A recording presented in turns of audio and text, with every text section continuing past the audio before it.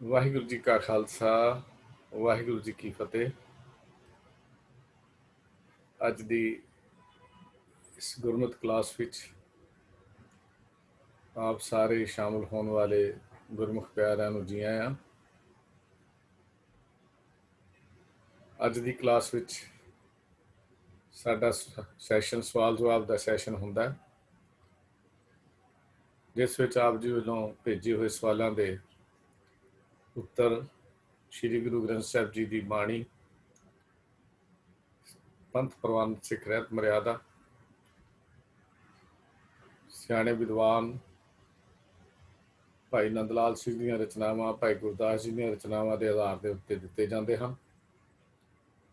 ਕੋਸ਼ਿਸ਼ ਕਰੀਦੀ ਹੈ ਕਿ ਸਵਾਲਾਂ ਨੂੰ ਸਮਝਿਆ ਜਾਵੇ ਅਤੇ ਸਮਝ ਕੇ ਉਹਨਾਂ ਦੇ ਉੱਤਰ ਜਿਹੜੇ ਹਨ ਉਹ ਚੰਗੀ ਤਰ੍ਹਾਂ ਤਿਆਰ ਕਰਕੇ ਆਪ ਜੀ ਨਾਲ ਸਾਂਝੇ ਕੀਤੇ ਜਾਣ। ਪਰ ਫਿਰ ਵੀ ਹਰ ਵਾਰੀ ਬੇਨਤੀ ਕਰਦੇ ਹਾਂ ਕਿ ਇਸ ਗੱਲ ਦਾ ਕੋਈ ਦਾਅਵਾ ਨਹੀਂ ਹੈ ਕਿ ਇਹ ਉੱਤਰ ਦੇ ਨਾਲ ਆਪ ਸਾਰਿਆਂ ਦੀ ਤਸੱਲੀ ਹੋ ਜਾਏ। ਜੇ ਕੁਝ ਕਮੀ ਪੇਸ਼ੀ ਲੱਗਦੀ ਹੋਵੇ ਆਪ ਜੀ ਨੂੰ, ਜਿਹਦਾ ਸਵਾਲ ਹੈ ਜਾਂ ਕਿਸੇ ਹੋਰ ਵੀਰ ਭੈਣ ਨੂੰ, ਤਾਂ ਉਹ ਰਿਟਨ ਵਿੱਚ ਲਿਖਤੀ ਤੌਰ ਦੇ ਉੱਤੇ ਚੈਟ ਵਿੱਚ ਪਾ ਦਿੱਤਾ ਜਾਵੇ, ਜਾਂ ਫੋਨ ਨੰਬਰ ਸ਼ੇਅਰ ਕੀਤੇ ਹੋਏ ਹਨ ਪਹਿਲਾਂ, ਉਹਨਾਂ ਦੇ ਵਿੱਚ ਭੇਜ ਦਿੱਤਾ ਜਾਵੇ, ਤਦ ਕਿ ਉੱਤੇ ਦੁਬਾਰਾ ਵਿਚਾਰ ਕਰਕੇ ਵੀ ਆਪ ਜੀ ਦੇ ਨਾਲ ਸਾਂਝਾ ਕੀਤਾ ਜਾ ਸਕੇ। ਅੱਜ ਦਾ ਸੈਸ਼ਨ ਸ਼ੁਰੂ ਕਰਨ ਤੋਂ ਪਹਿਲਾਂ ਜਗਤ ਤਾਰਕ ਸਤਿਗੁਰੂ ਗੁਰੂ ਨਾਨਕ ਦੇਵ ਮਹਾਰਾਜ ਜੀ ਦੇ ਪਾਵਨ ਆਗਮਨ ਪੁਰਬ ਦੀ ਆਪ ਸਾਰਿਆਂ ਨੂੰ ਬਹੁਤ ਬਹੁਤ ਵਧਾਈ ਦਿੰਦਾ ਹਾਂ। ਪਰ ਗੁਰੂ ਮਹਾਰਾਜ ਦੇ ਅੱਗੇ ਅਰਦਾਸ ਹੈ, ਸਤਿਗੁਰੂ ਪਿਤਾ ਜੀਓ, ਇਸ ਜਗ ਜੁਲੰਦੇ ਨੂੰ ਆਪਣੀ ਨਜ਼ਰ, ਆਪਣੀ ਬਖਸ਼ਿਸ਼, ਆਪਣੀ ਰਹਿਮਤ ਦੇ ਨਾਲ ਆਪਣੇ ਉਸ ਵਾਹਿਗੁਰੂ ਪਰਮੇਸ਼ਰ ਦੇ ਨਾਮ ਨਾਲ ਜੋੜੋ, ਤਦ ਕਿ ਇਹਨਾਂ ਦਾ ਸੰਸਾਰ ਤੇ ਆਇਆ ਹੋਇਆ ਸਫਲ ਹੋ ਸਕੇ। ਗੁਰੂ ਨਾਨਕ ਦੇਵ ਮਹਾਰਾਜ ਸੱਚੇ ਪਾਤਸ਼ਾਹ ਜੀ ਨੇ ਜੀਵਨ ਦੇ ਮਹਾਨ ਕ੍ਰਾਂਤੀਕਾਰੀ ਇੱਕ ਜੀਵਨ ਜੀਆ ਹੈ, ਜਿਨ੍ਹਾਂ ਦੇ ਬਾਰੇ ਵੀਰ ਸੁਰਿੰਦਰ ਸਿੰਘ ਜੀ ਲਗਾਤਾਰ ਵਿਚਾਰ ਕਰ ਰਹੇ ਹਨ ਪਿੱਛੇ ਲੈਕਚਰਾਂ ਦੇ ਵਿੱਚ।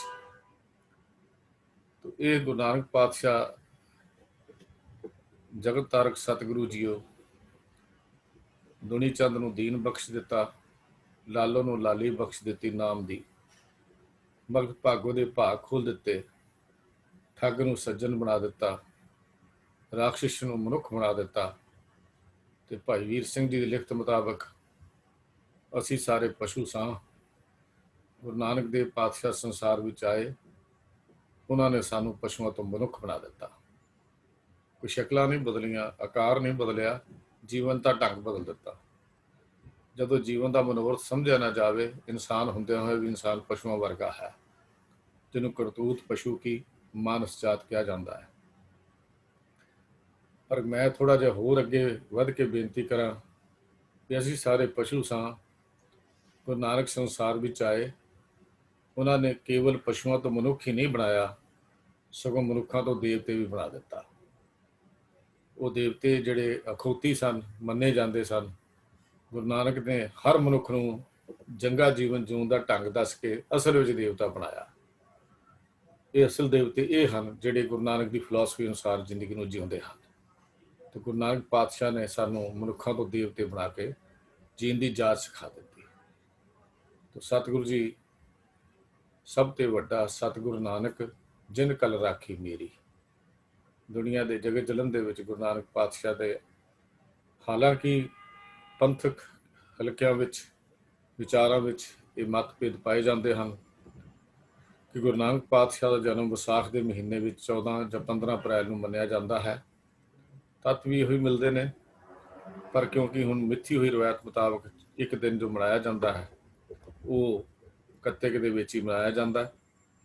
ਪਰ ਇਹਦੇ ਲਈ ਵੀ ਅਸੀਂ ਆਪ ਜੀ ਨੂੰ ਵੀ ਬੇਨਤੀ ਕਰਦੇ ਹਾਂ, ਗੁਰੂ ਕੀਆਂ ਸੰਗਤਾਂ ਨੂੰ ਵੀ ਬੇਨਤੀ ਕਰਦੇ ਹਾਂ ਕਿ ਇਸ ਬਾਰੇ ਪੱਤਰ ਲਿਖ ਕੇ, ਫੋਨ ਰਾਹੀਂ, ਈਮੇਲ ਰਾਹੀਂ SGPC ਸ਼੍ਰੋਮਣੀ ਗੁਰਦੁਆਰਾ ਪ੍ਰਬੰਧਕ ਕਮੇਟੀ, ਅਕਾਲ ਤਖ਼ਤ ਸਾਹਿਬ ਦੇ ਸੈਕਟਰੀਏਟ ਨੂੰ ਜ਼ਰੂਰ ਬੇਨਤੀਆਂ ਕਰੋ ਵੀ ਸਾਡੇ ਸਿੱਖ ਦਿਹਾੜੇ ਗੁਰਪੁਰਬਾਂ ਦੀਆਂ ਤਰੀਕਾਂ ਨੂੰ ਨਿਯਤ ਕੀਤਾ ਜਾਵੇ ਮੂਲ ਨਾਨਕਸ਼ਾਹੀ ਕੈਲੰਡਰ ਮੁਤਾਬਕ, ਜੋ 2003 ਵਿੱਚ ਫਿਕਸ ਹੋਈਆਂ ਸਨ, ਉਹਨਾਂ ਨੂੰ ਮੁੜ ਕੇ ਲਾਗੂ ਕੀਤਾ ਜਾਵੇ।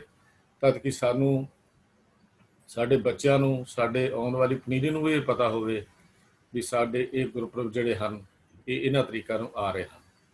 ਪਿਛਲੀ ਵਾਰੀ 14 ਨਵੰਬਰ ਨੂੰ ਇਹ ਗੁਰੂ ਨਾਨਕ ਪਾਤਸ਼ਾਹ ਆਗਮਨ ਪੁਰਬ ਸੀ। ਐਤਕੀ 30 ਤਰੀਕ ਦਾ ਇਹ ਆਗਮਨ ਪੁਰਬ ਆ ਗਿਆ। 29 ਤਰੀਕ ਦਾ ਪਤਾ ਨਹੀਂ ਅਗਲੇ ਮਹੀਨੇ ਕਿਹੜੇ ਜਾਂ ਕਿਹੜੀ ਅਗਲੇ ਸਾਲ ਕਿਹੜੀ ਇਹ ਤਰੀਕ ਨੂੰ ਆਏਗਾ, ਸਾਨੂੰ ਵੀ ਇਹਦੇ ਬਾਰੇ ਜਾਣਕਾਰੀ ਨਹੀਂ।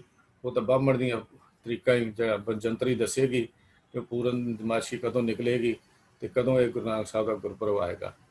ਹਾਲਾਂਕਿ ਸਿੱਖ ਜਗਤ ਵਿੱਚ ਇਹ ਰਵਾਇਤਾਂ ਨੂੰ ਬਿਲਕੁਲ ਹੀ ਇਨਕਾਰ ਕਰ ਦਿੱਤਾ ਗਿਆ। ਤਾਂ ਬੇਨਤੀ ਕਰਦਾ ਹੱਥ ਜੋੜ ਕੇ ਸਾਰੇ ਗੁਰੂ ਪਿਆਰਿਆਂ ਨੂੰ ਵੀ ਆਪ ਦੀਆਂ ਆਵਾਜ਼ ਜਿਹੜੀ ਹੈ, ਜੋ ਆਵਾਜ਼ ਚੁੱਕਾਂਗੇ ਤੇ ਆਵਾਜ਼ ਪਹੁੰਚੇਗੀ। ਅਸੀਂ ਕੀ ਲੈਣਾ ਕਹਿ ਕੇ ਜਾਂ ਅਸੀਂ ਕੀ ਕਰਨਾ, ਇਹ ਗੱਲਾਂ ਕਰਕੇ ਗੱਲ ਨਹੀਂ ਬਣ ਸਕਦੀ। ਸਾਡੀ ਵੀ ਡਿਊਟੀ ਹੈ ਕਿ ਅਸੀਂ ਇਹ ਕਹੀਏ ਵੀ ਗੁਰੂ ਨਾਨਕ ਪਾਤਸ਼ਾਹ ਨਹੀਂ, ਬਾਕੀ ਸਾਰੀਆਂ ਤਰੀਕਾਂ ਜਿਹੜੀਆਂ ਹਨ ਉਹਨਾਂ ਨੂੰ ਇੱਕ ਦਿਨ ਨਿਯਤ ਕਰ ਦਿੱਤਾ ਜਾਵੇ। ਜਿਹੜਾ ਤੁਹਾਨੂੰ ਠੀਕ ਲੱਗਦਾ ਉਹੀ ਕਰ ਦਿੱਤਾ ਜਾਏ, ਪਰ ਇੱਕ ਦਿਨ ਕੀਤਾ ਜਾਵੇ ਤਦ ਕਿ ਇਹ ਤਰੀਕਾਂ ਜਿਹੜੀਆਂ ਫਿਕਸ ਗੁਰਪੁਰਬ ਦੇ ਉੱਤੇ ਜਿਹੜੀਆਂ ਹਨ ਉਹ ਆ ਜਾਣ। ਇਹ ਆਪ ਜੀ ਨੂੰ ਬੇਨਤੀ ਹੈ ਵੀ ਇਹਦੇ ਬਾਰੇ ਜ਼ਰੂਰ ਆਪਣਾ ਵਿਚਾਰ ਜਿਹੜੇ ਹਨ ਲਿਖ ਕੇ ਭੇਜੋ, ਤਦ ਕਿ ਕੌਮ ਦਾ ਭਵਿੱਖ ਜਿਹੜਾ ਹੈ, ਆਉਣ ਵਾਲੀ ਪਨੀਰੀ ਦੁਬਿਧਾ ਵਿੱਚ ਨਾ ਰਹੇ ਕਿ ਕਦੋਂ ਇਹ ਸ਼ੁਰੂ ਹੋਣਗੇ, ਕਦੋਂ ਗੁਰਪੁਰਬ ਆਏਗਾ ਜੀ। ਹਰ ਵਾਰੀ ਪੁੱਛਣਾ ਪਵੇ ਜੀ ਕਦੋਂ ਆ ਰਿਹਾ ਜੀ ਗੁਰਪੁਰਬ, ਇਹ ਪੁੱਛਣਾ। ਕਦੀ ਆਪਣਾ ਪਤਾ ਕਿਸੇ ਨੂੰ ਪੁੱਛਿਆ ਵੀ ਫਲਾਣੇ ਦਾ ਜਨਮ ਦਿਨ ਕਦੋਂ ਹੈ? ਪਹਿਲੇ ਮਹੀਨਾ ਰੌਲਾ ਪੈਣਾ ਸ਼ੁਰੂ ਹੋ ਜਾਂਦਾ। ਆਪਣੇ ਘਰਾਂ 'ਚ ਦੇਖੋ, ਕਦੀ ਸਾਲ 'ਚ 2 ਵਾਰੀ ਆਇਆ ਗੁਰੂ ਗੋਬਿੰਦ ਸਿੰਘ ਪਾਤਸ਼ਾਹ ਦਾ ਆਗਮਨ ਪੁਰਬ, ਕਦੀ 2 ਵਾਰੀ, ਕਦੀ ਆਉਂਦਾ ਹੀ ਨਹੀਂ। ਕਦੀ ਹੋ ਸਕਦਾ ਵੀ ਇੱਕ ਇਨਸਾਨ ਸਾਲ 'ਚ 2 ਵਾਰੀ ਜਨਮ ਲੈ ਲਵੇ, ਕਦੀ ਇਹ ਸੰਭਵ ਹੈ। ਪਰ ਸਾਡੀ ਬਦਕਿਸਮਤੀ ਜਾਂ ਸਾਡੀ ਅਣਗਹਿਲੀ ਵੀ ਅਸੀਂ ਆਪਣੇ ਇਹਨਾਂ ਚੀਜ਼ਾਂ ਵੱਲ ਖਿਆਲ ਨਹੀਂ ਕੀਤਾ, ਜਿਸ ਕਰਕੇ ਸਾਨੂੰ ਇਹ ਸਾਰੀਆਂ ਮੁਸ਼ਕਲਾਂ 'ਚੋਂ ਲੰਘਣਾ ਪੈ ਰਿਹਾ ਹੈ। ਤਾਂ ਮੈਂ ਸਮਾਂ ਆਪ ਜੀ ਦਾ 2-4 ਮਿੰਟ ਫਾਲਤੂ ਲੈ ਲਏ। ਸਿਰਫ ਆਪ ਜੀ ਨੂੰ ਇਹੋ ਹੀ ਬੇਨਤੀ ਕਰਨੀ ਹੈ ਵੀ ਸਾਨੂੰ ਆਪ ਸਾਰਿਆਂ ਨੂੰ ਸਾਵਧਾਨ ਹੋਣ ਦੀ ਲੋੜ ਹੈ। ਮੈਂ ਬੇਨਤੀ ਕਰ ਰਿਹਾ ਹਾਂ ਵੀਰ ਰਾਜਾ ਸਿੰਘ ਜੀ ਨੂੰ ਵੀ ਅੱਜ ਦੇ ਸਵਾਲ ਜਵਾਬ ਸੈਸ਼ਨ ਦੀ ਆਰੰਭਤਾ ਕਰਨ ਜੀ। ਵੀਰ ਰਾਜਾ ਸਿੰਘ ਜੀ। ਵਾਹਿਗੁਰੂ ਜੀ ਕਾ ਖਾਲਸਾ, ਵਾਹਿਗੁਰੂ ਜੀ ਕੀ ਫਤਿਹ। ਵਾਹਿਗੁਰੂ ਜੀ ਕੀ ਫਤਿਹ। ਇਕ ਓੰਕਾਰ ਸਤਿਨਾਮ ਕਰਤਾ ਪੁਰਖ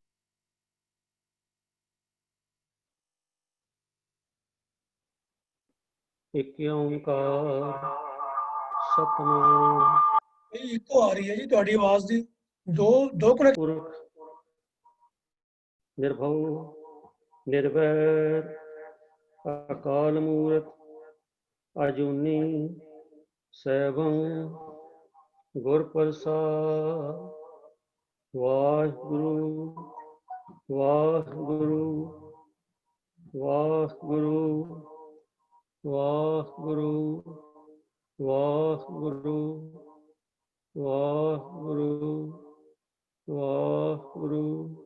ਵਾਹਿਗੁਰੂ ਜੀ ਕਾ ਖਾਲਸਾ, ਵਾਹਿਗੁਰੂ ਜੀ ਕੀ ਫਤਿਹ। ਖਿਮਾ ਕਰਨਾ ਜੀ, ਹੈ ਥੋੜਾ ਇਹਦੇ ਵਿੱਚ ਵਿਘਨ ਪੈ ਗਿਆ, ਇਸ ਲਈ ਆਪ ਜੀ ਦਾ ਸਮਾਂ ਥੋੜਾ ਜਿਹਾ ਖਰਾਬ ਹੋਇਆ। ਤੋ ਹੁਣ ਮੇਰੇ ਖਿਆਲ ਆਵਾਜ਼ ਠੀਕ ਹੈ। ਯੂਜ਼ ਕਰ ਲਓ ਨਾ, ਦੂਜਾ ਬੰਦ ਕਰ ਦਿਓ। ਹਾਂਜੀ, ਮੈਂ ਦੂਜੇ ਨੂੰ ਬੰਦ ਕਰਨ ਦਾ ਯਤਨ ਕਰ ਰਿਹਾ। ਖਿਮਾ ਕਰਨਾ, ਕੁਛ ਮਿੰਟ ਤੁਹਾਡੇ ਇਸੇ ਸਿਸਟਮ ਨੂੰ ਠੀਕ ਕਰਨ 'ਚ ਮੈਂ ਖਰਾਬ ਕੀਤੇ ਨੇ, ਮੈਂ ਇਸ ਲਈ ਖਿਮਾ ਮੰਗਦਾ। ਅਜੇ ਵੀ ਕੋਈ ਡਿਵਾਈਸ ਵਿੱਚ ਪ੍ਰੋਬਲਮ ਆ ਰਹੀ ਹੈ। ਅਸਲ 'ਚ ਡਿਵਾਈਸ ਨਵੀਂ ਹੈ ਤੇ ਮੈਨੂੰ ਬਹੁਤਾ ਇਹਦੇ ਬਾਰੇ ਪਤਾ ਨਹੀਂ।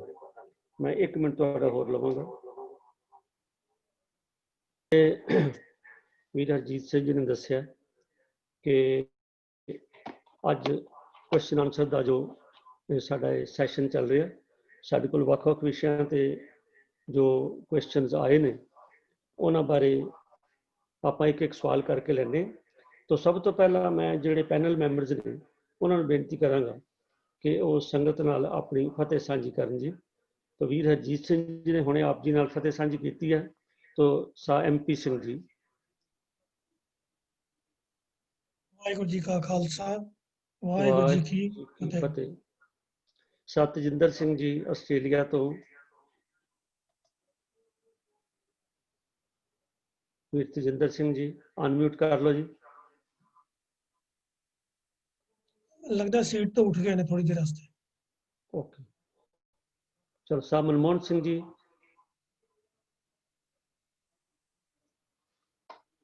ਸਾਹਿਬ ਮਨਮੋਹਨ ਸਿੰਘ ਜੀ ਹੈਗੇ ਨੇ ਜੀ, ਅਨਮਿਊਟ ਕਰ ਰਿਹਾ ਆਪਣਾ। ਅੱਛਾ ਜੀ। ਮੋਹਨ ਸਿੰਘ ਜੀ ਅਨਮਿਊਟ ਕਰਕੇ ਫਤਿਹ ਬੁਲਾਓ। ਹਾਂਜੀ, ਵਾਹਿਗੁਰੂ ਜੀ ਕਾ ਖਾਲਸਾ, ਵਾਹਿਗੁਰੂ ਜੀ ਕੀ ਫਤਿਹ। ਵਾਹਿਗੁਰੂ ਜੀ ਕੀ ਫਤਿਹ। तो सर तेजिंदर सिंह जी आए सामने? ये सामने आए नहीं ने। ਪ੍ਰਿੰਸੀਪਲ ਸਾਹਿਬ ਵੀ ਆਏ ਹੋਏ ਆ, ਮੇਰਾ ਖਿਆਲ ਵੈਸੇ ਉਹਨਾਂ ਨੂੰ ਉਹਦਾ ਫਤਿਹ ਬੁਲਾ ਲਓ। तो साथ संग में बेनती करते हैं कि प्रिंसिपल सुरिंदर सिंह जी और ज्ञानी अमृतपाल सिंह जी, उन्होंने दोनों की तबीयत ठीक नहीं है, इस करके वो हाजिर नहीं हो सकते। उन्होंने ਪ੍ਰਿੰਸੀਪਲ ਸਾਹਿਬ ਕਲਾਸ ਵਿੱਚ ਆਏ ਹੋਏ ਨੇ, ਮੈਂ ਉਹਨਾਂ ਨੂੰ ਦੇਖਿਆ ਤੇ ਉਹਨਾਂ ਨੂੰ ਦੇਖ ਜੇ ਹੈਗੇ ਤਾਂ ਵੈਸੇ ਫਤਿਹ ਬੁਲਾ ਲੈਣਗੇ, ਜੇ ਜਵਾਬ ਨਹੀਂ ਵੀ ਅੱਜ ਦੇਣਗੇ ਤਾਂ। अच्छा जी, प्रिंसिपल सुरिंदर सिंह जी है ने? हाँ जी, हाँ जी, तो भी जी आप फतेह साझी कर लो जी संगत नाल।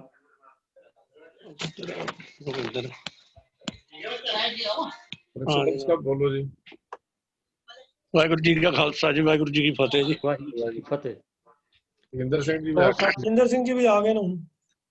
अच्छा जी, तेजिंदर सिंह जी संगत नाल फतेह साझी कर लो जी। ਵਾਹਿਗੁਰੂ ਜੀ ਕਾ ਖਾਲਸਾ, ਵਾਹਿਗੁਰੂ ਜੀ ਕੀ हाँ, ਫਤਿਹ। वाहिगुरू जी की फतेह। तो साथ संग जी आओ आप सवाल वाल चलते हैं। तो पहला जो सवाल है ये मैं वीर हरजीत सिंह जी ਨੂੰ ਬੇਨਤੀ ਕਰਾਂਗਾ। ਸਵਾਲ ਆਇਆ ਪਿੱਛੇ ਅਸੀਂ ਸੰਗਰਾਂਦ ਬਾਰੇ ਗੱਲ ਕੀਤੀ ਸੀ, ਤਾਂ ਉਸ ਤੋਂ ਬਾਅਦ ਵੀਰ ਟੀਪੀ ਸਿੰਘ ਜੀ ਨੇ ਸਵਾਲ ਕੀਤਾ ਸੀਗਾ ਕਿ ਮਹੀਨਾ ਸੁਣਾਉਣ ਪਿੱਛੇ ਕੀ ਥਿਊਰੀ ਹੈ। ਭਾਵ ਜਿਹੜਾ ਸੰਗਰਾਂਦ ਵਾਲੇ ਦਿਨ ਗੁਰਦੁਆਰਾ ਸਾਹਿਬ ਵਿਖੇ ਇਹ ਸਾਡੇ ਪ੍ਰਚਲਿਤ ਰਵਾਇਤ ਹੋ ਗਈ ਹੈ ਕਿ ਮਹੀਨੇ ਦਾ ਨਾਮ ਜਿਹੜਾ ਸੁਣਾਉਣਾ। ਦੇਖੋ, ਬਾਣੀ ਪੜ੍ਹਨੀ, ਬਾਣੀ ਸਮਝਣੀ ਇਹ ਤਾਂ ਹਰ ਸਿੱਖ ਦਾ ਫਰਜ਼ ਹੈ, ਪਰ ਬਾਣੀ ਨੂੰ ਅਸੀਂ ਕਿਸੇ ਐਸੇ ਫਾਰਮੈਲਿਟੀ ਨਾਲ ਜਾਂ ਕਰਮਕਾਂਡ ਨਾਲ ਨਾ ਜੋੜੀਏ, ਜਾਂ ਕਿਸੇ ਐਸੀ ਗੱਲ ਤੇ ਬਾਣੀ ਸਮਝ ਕੇ ਜੀਵਨ 'ਚ ਲਾਗੂ ਕਰਨ ਦੀ ਹੈ। ਪਰ ਕਈ ਵਾਰ ਕਈ ਗੱਲਾਂ ਐਸੀਆਂ ਪ੍ਰਚਲਿਤ ਹੋ ਜਾਂਦੀਆਂ, ਉਹਨਾਂ 'ਚੋਂ ਇੱਕ ਐਸੀ ਹੈ ਕਿ ਸੰਗਰਾਂਦ ਵਾਲੇ ਦਿਨ ਉਚੇਚੇ ਤੌਰ ਤੇ ਬਹੁਤ ਸਾਰੀਆਂ ਸੰਗਤਾਂ ਜਿਹੜੀਆਂ ਨੇ ਉਹ ਇਹ ਮਨ ਵਿੱਚ ਖਿਆਲ ਹੁੰਦਾ ਹੈ ਕਿ ਅਸੀਂ ਮਹੀਨੇ ਦਾ ਨਾਮ ਜਿਹੜਾ ਹੈ ਉਹ ਜਾ ਕੇ ਸੁਣਨਾ। ਤੋ ਇਹਦੇ ਪਿੱਛੇ ਥਿਊਰੀ ਕੀ ਹੈ, ਮੈਂ ਵੀਰ ਹਰਜੀਤ ਸਿੰਘ ਨੂੰ ਬੇਨਤੀ ਕਰਨ ਲੱਗਾ ਕਿ ਉਹ ਕਿਰਪਾ ਕਰਕੇ ਸਾਨੂੰ ਦੱਸਣ।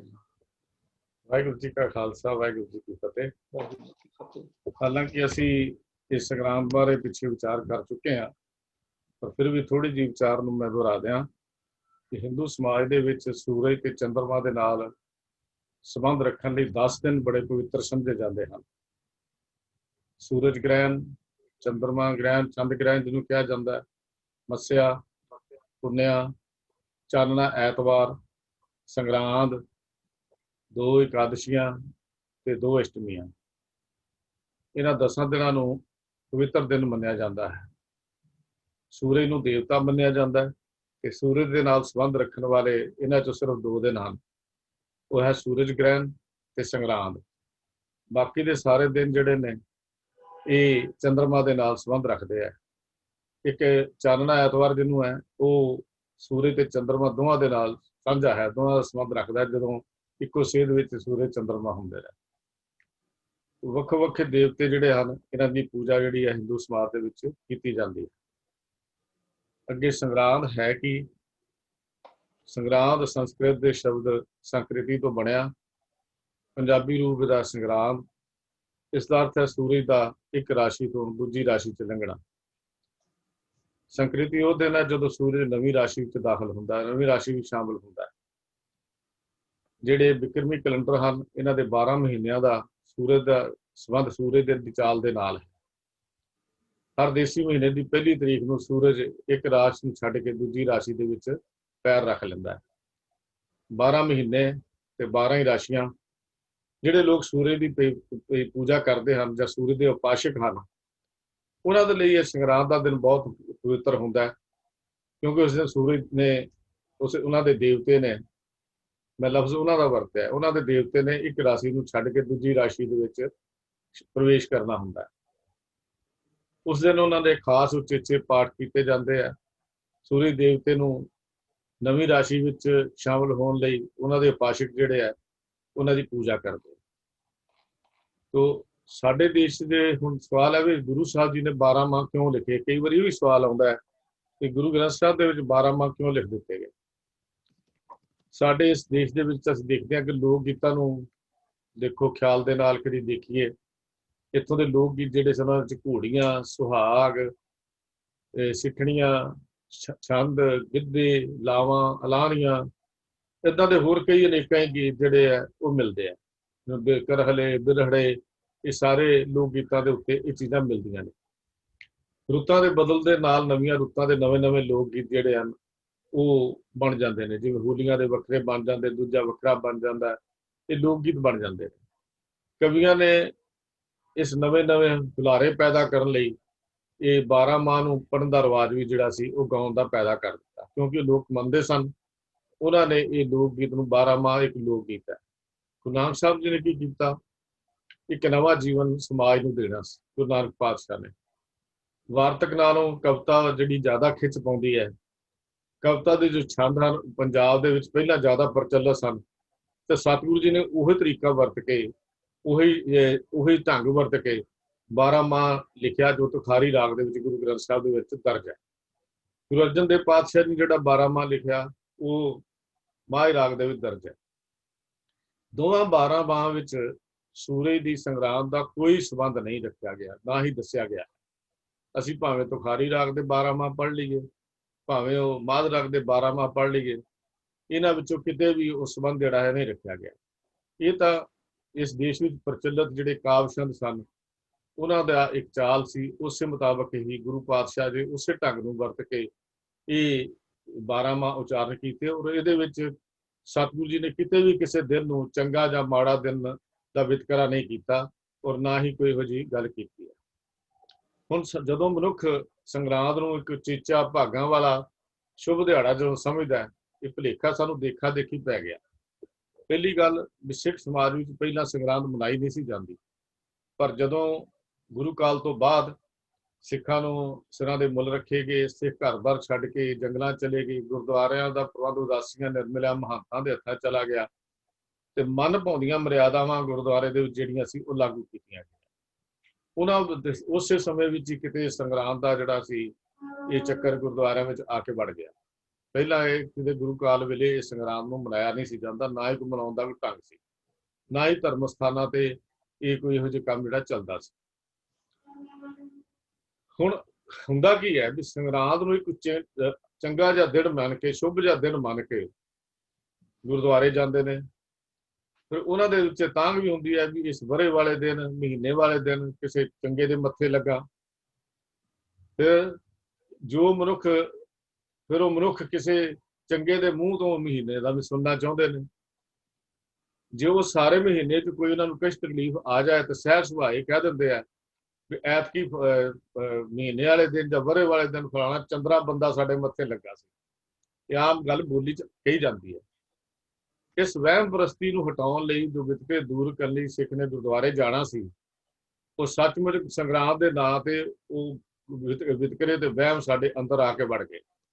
ਇੱਥੋਂ ਤੱਕ ਵੀ ਹੈ, ਬਹੁਤ ਸਾਰੇ ਇਹ ਘਰਾਂ 'ਚ ਵੀ ਪ੍ਰਚਲਿਤ ਸੀ ਵੀ ਇਹ ਮਹੀਨਾ ਕਿਸੇ ਮਰਦ ਕੋਲੋਂ ਸੁਣਨਾ ਹੈ, ਮੇਲ ਮੈਂਬਰ ਕੋਲ ਸੁਣਨਾ ਹੈ।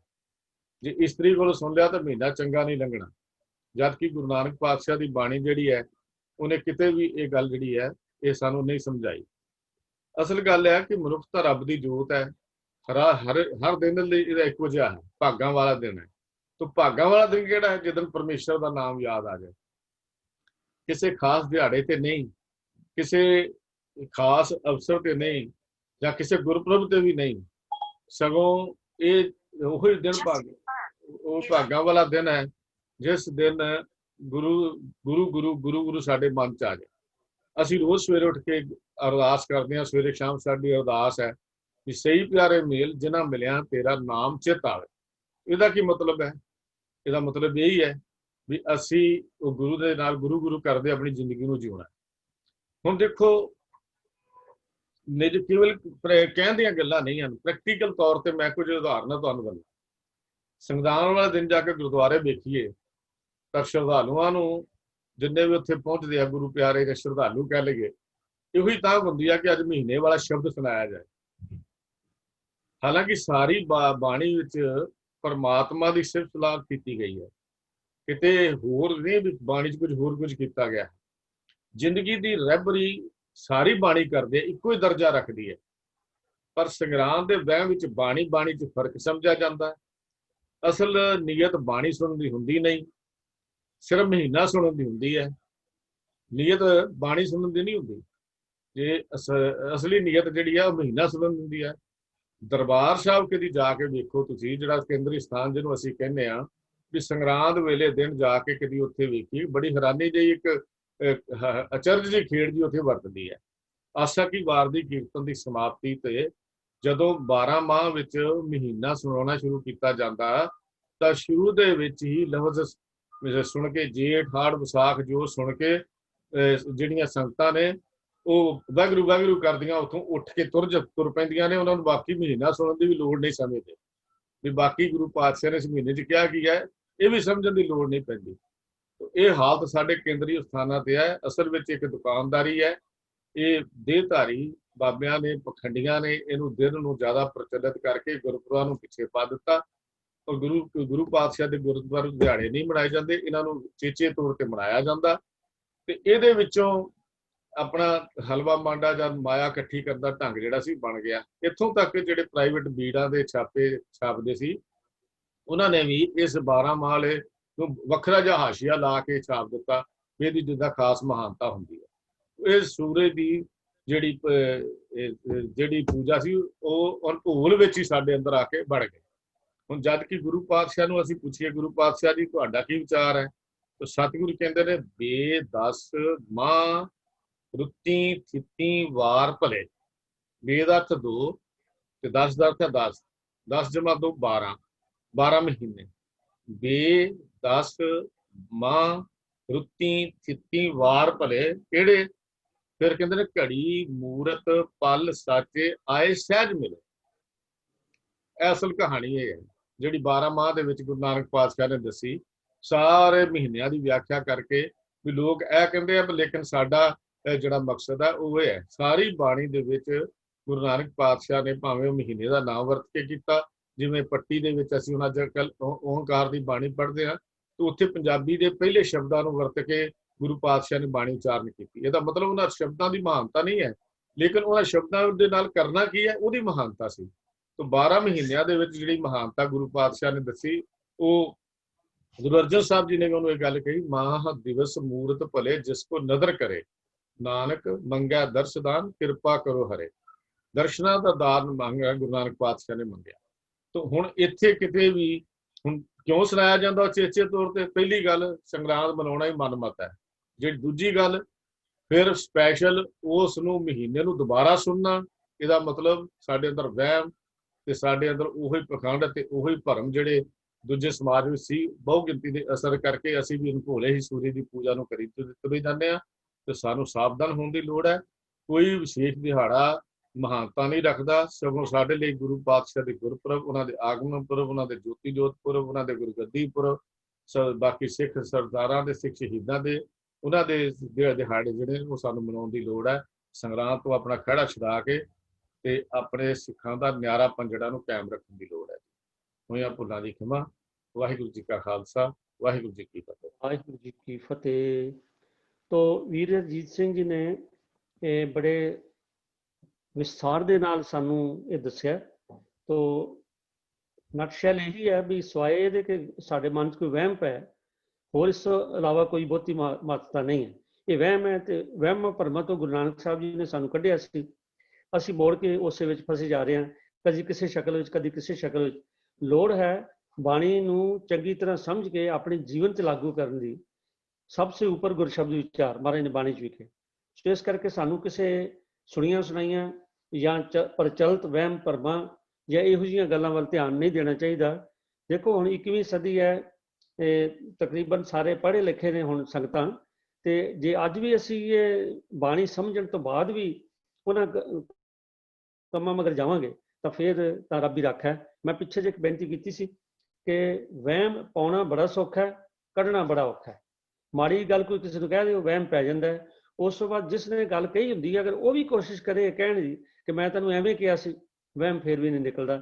ਇਹ ਕੋਈ ਐਸੀ ਚੰਦਰੀ ਬਿਮਾਰੀ ਹੈ, ਸਾਨੂੰ ਇਹ ਤੋਂ ਦੂਰ ਰਹਿਣਾ ਚਾਹੀਦਾ। ਧੰਨਵਾਦ ਵੀਰ ਹਰਜੀਤ ਸਿੰਘ ਜੀ ਆਪ ਜੀ ਦਾ।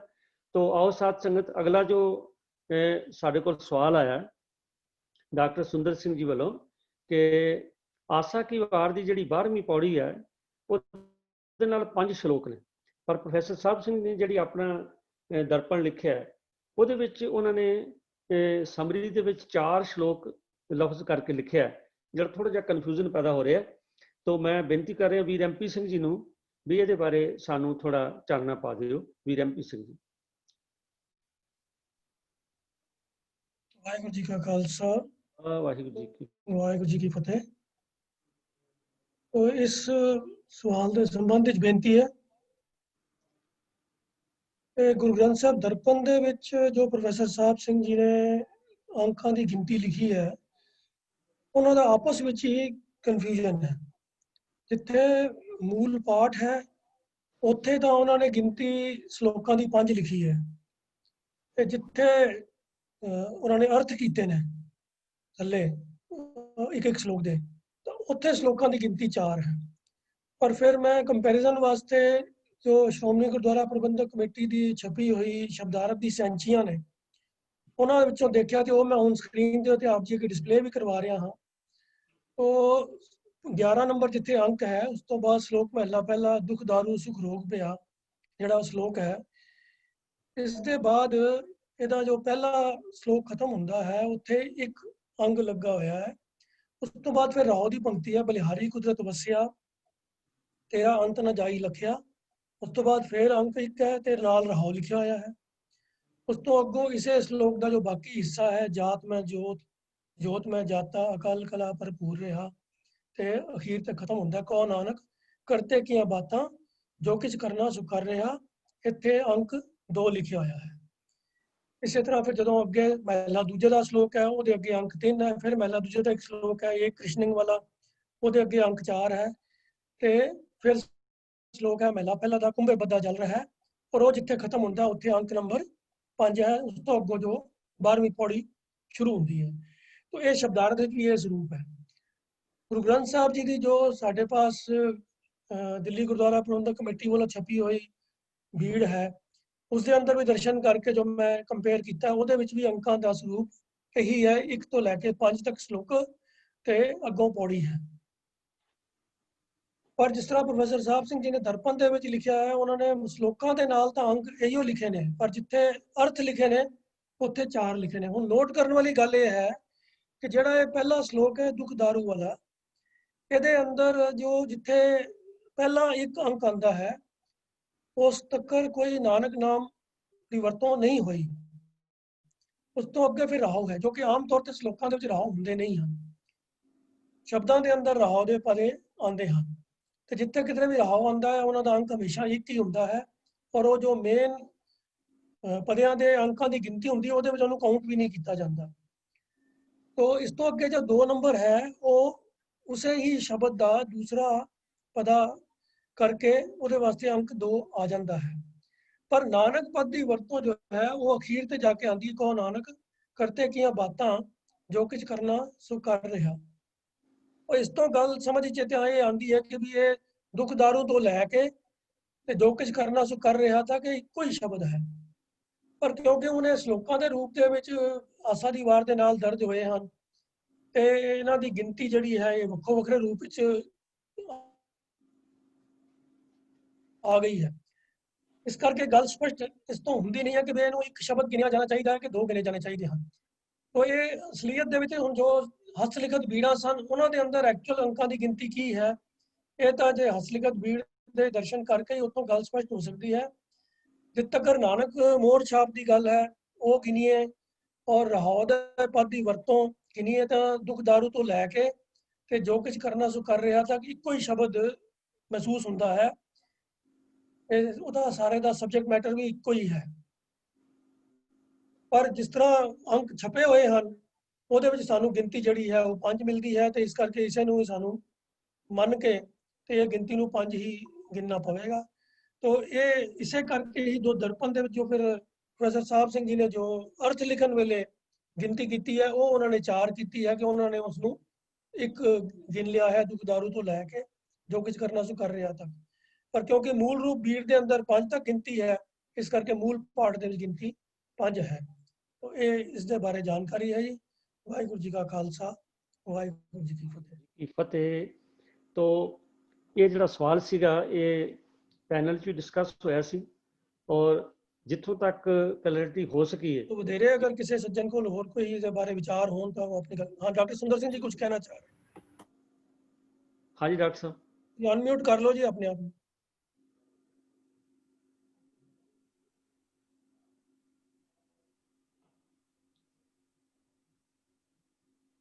डॉक्टर सुंदर सिंह जी अनम्यूट कर लो।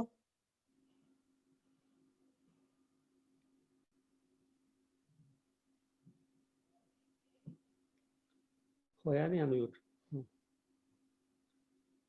एक कोई सर ए सिंह जी ने वो भी हाथ खड़ा। हाँ जी अमरजीत सिंह जी ने। चलो पहले डॉक्टर साहब का हो गया अनम्यूट। हाँ जी डॉक्टर साहब दसो जी। हाँ जी ये प्रोफेसर साहब सिंह ने दिता कि 12वीं पौड़ी विच ने 4 श्लोक। जोगिंदर सिंह तलवाड़ा भी कहता कि 12वीं पौड़ी में 4 श्लोक ने। जिस वक्त असा दी वार डिस्कस करते ने ते उस लिखते ने कि पौड़ी विच 12वीं पौड़ी विच 4 श्लोक ने। ते जोगिंदर सिंह तलवाड़ा भी लिखता है कि 12वीं पौड़ी विच 4 श्लोक ने। जी ठीक कह रहे हो। मैं तो दस्या ही है कि ਜਿਹੜਾ ਦੁੱਖ ਦਾਰੂ ਵਾਲਾ ਸ਼ਲੋਕ ਹੈ ਉਹ ਐਕਚੁਅਲੀ ਉਹਦੇ 2 ਪੱਦੇ ਨੇ ਤੇ ਇੱਕ ਰਾਉ ਦਾ ਪੱਦਾ ਹੈ। ਬਿਲਕੁਲ ਪਰ ਕਿਉਂਕਿ ਹੁਣ ਜਿਹੜੀ ਛਾਪੇ ਵਾਲੀ ਭੀੜ ਹੈ ਉਹਦੇ ਅੰਦਰ ਗਿਣਤੀ ਜਦ 5 ਛਪੀ ਹੋਈ ਹੈ ਤੇ ਉਹਨੂੰ ਸਾਨੂੰ ਦੇਖੋ ਉਹਦੇ ਮੁਤਾਬਕ ਹੀ ਮੰਨਣਾ ਤੇ ਪਵੇਗਾ ਹੀ ਉਹਨੂੰ। ਠੀਕ ਹੈ ਜੀ ਠੀਕ ਹੈ। डॉक्टर अमरजीत सिंह ਦੇ ਵਿਚਾਰ ਲੈ ਲੈਣ ਜੀ। ਹਾਂਜੀ ਡਾਕਟਰ ਸਾਹਿਬ ਅਨਮਿਊਟ ਕਰ ਲਓ ਆਪਣੇ ਆਪ। ਅਨਮਿਊਟ ਕਰ ਲਓ।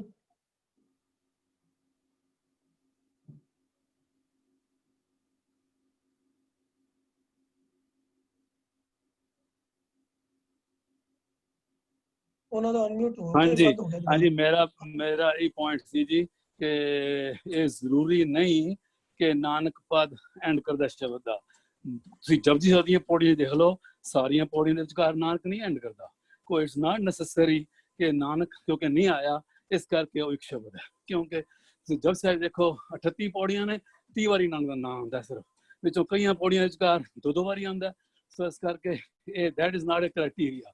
I think I would go with what you said ਕਿ ਜੇ ਕਿ ਮੈਂ ਗੁਰੂ ਗ੍ਰੰਥ ਸਾਹਿਬ ਜਿਹੜੇ ਬੀੜਾਂ ਵਿਚਕਾਰ ਨੰਬਰ 5 ਲਿਖਿਆ I will go with that and not just because Nanak ਅਖੀਰ ਤੇ ਆਇਆ ਇਸ ਕਰਕੇ 2 ਹਿੱਸੇ ਨੇ ਉਹਦੇ। No, it can be 2 separate slopes ਕਿਉਂਕਿ ਕਈਆਂ ਸ਼ਲੋਕਾਂ ਦੇ ਵਿਚਕਾਰ ਕਈਆਂ ਪੌੜੀਆਂ ਦੇ ਵਿਚਕਾਰ ਨਹੀਂ ਆਉਂਦੇ ਨਾਨਕ ਦਾ ਨਾਮ ਐਂਡ ਤੇ। ਇਹ ਗੱਲ ਤੁਹਾਡੀ ਠੀਕ ਹੈ ਔਰ ਇਹਦੇ ਹਾਂਜੀ ਇਹਦੇ ਬਾਰੇ ਕੋਈ ਡਿਸਪਿਊਟ ਨਹੀਂ ਹੈ। ਕਈ ਸ਼ਲੋਕਾਂ ਦੇ ਵਿੱਚ ਔਰ ਕਈ ਸ਼ਬਦਾਂ ਦੇ ਵਿੱਚ ਨਾਨਕ ਪਦ ਨਹੀਂ ਆਉਂਦਾ। ਪਰ ਇੱਕ ਗੱਲ ਬੜੀ ਜਿਹੜੀ ਯੂਨੀਕ ਹੈ ਨਾ ਇਹਦੇ ਬਾਰੇ ਨੋਟ ਕਰਨ ਵਾਲੀ ਕਿ ਇਹ ਇਕਲੌਤਾ ਹੀ ਐਸਾ ਸ਼ਲੋਕ ਹੈ ਜਿਹਦੇ ਵਿੱਚ ਰਾਉ ਦਾ ਬੰਦ ਵੀ ਹੈ। ਜਿਸ ਤਰ੍ਹਾਂ ਪ੍ਰੋਫੈਸਰ ਸਾਹਿਬ ਜੀ ਨੇ ਤੇ ਹੋਰ ਸਾਰਿਆਂ ਨੇ ਵੀ ਇਹੀ ਕਿਹਾ ਕਿ ਸਾਰੀ ਆਸਾ ਜੀ ਦੀ ਵਾਰ ਦਾ ਰਹਾਉ ਇਹ ਹੈ। ਇਹ ਖਾਲੀ ਇਸ ਸ਼ਲੋਕ ਦਾ ਨਹੀਂ ਹੈ। ਜਿਸ ਤਰ੍ਹਾਂ ਸੁਖਮਨੀ ਸਾਹਿਬ ਵਿਚਕਾਰ ਇੱਕੋ ਜਗ੍ਹਾ ਤੇ ਆਉਂਦਾ ਰਹਾਉ ਦੀ ਤੁਕ, ਹਾਲਾਂਕਿ ਕਿਧਰ 24 ਅਸ਼ਪਦੀਆਂ ਨੇ ਤੇ ਲਾ ਲਓ ਕਿਤਨੇ ਸੈਂਟੈਂਸਿਸ ਨੇ। तो ਇਹ ਜ਼ਰੂਰੀ ਨਹੀਂ ਕਿ ਖਾਲੀ ਸਿਰਫ ਪਹਿਲੀ ਅਸ਼ਪਦੀ ਦੇ ਵਿਚਕਾਰ ਜਿਹੜਾ ਰਹਾਉ ਦਾ ਆਉਂਦਾ ਪਿਆ ਉਹ ਸਿਰਫ ਪਹਿਲੀ ਅਸ਼ਪਦੀ ਵਾਸਤੇ ਹੈ। ਨਹੀਂ, ਉਹ ਸਾਰੇ ਸੁਖਮਨੀ ਸਾਹਿਬ ਵਾਸਤੇ ਹੈ। ਸਿੱਧ ਗੋਸ਼ਟ ਦੇ ਵਿਚਕਾਰ ਦੇਖ ਲਓ ਸਿਰਫ ਇੱਕ ਰਹਾਉ ਹੈ, ਇੰਨੀਆਂ ਪੌੜੀਆਂ ਨੇ। ਇਹ ਕੋਈ ਜ਼ਰੂਰੀ ਨਹੀਂ ਕਿ ਸਿਰਫ ਜਿਹੜੀ ਪੌੜੀ ਦੇ ਨਾਲ ਰਹਾਉ ਆਇਆ ਇਸ ਕਿਉਂਕਿ ਸਾਰੀ ਬਾਣੀ ਇੱਕ ਨੰਬਰ ਹੈ। ਇਸ ਕਰਕੇ ਰਹਾਉ ਸਾਰੀ ਬਾਣੀ ਵਾਸਤੇ ਹੈ। ਜੋ ਮੈਂ what I learned from gurus like you ਜਿਨ੍ਹਾਂ ਕੋਲੋਂ ਸਿੱਖਾਂ ਸੁਣਿਆ ਤੇ ਮੈਨੂੰ ਠੀਕ ਲੱਗਦਾ ਅੱਗੋਂ ਜੋ ਜਿਸ ਤਰ੍ਹਾਂ ਸਾਰੇ ਸਿਆਣੇ ਸੋਚ ਜੀ ਬੜਾ ਵਧੀਆ। ਥੈਂਕ ਯੂ ਜੀ। ਵਾਹਿਗੁਰੂ ਜੀ ਕਾ ਖਾਲਸਾ ਵਾਹਿਗੁਰੂ ਵਾਹਿਗੁਰੂ ਜੀ।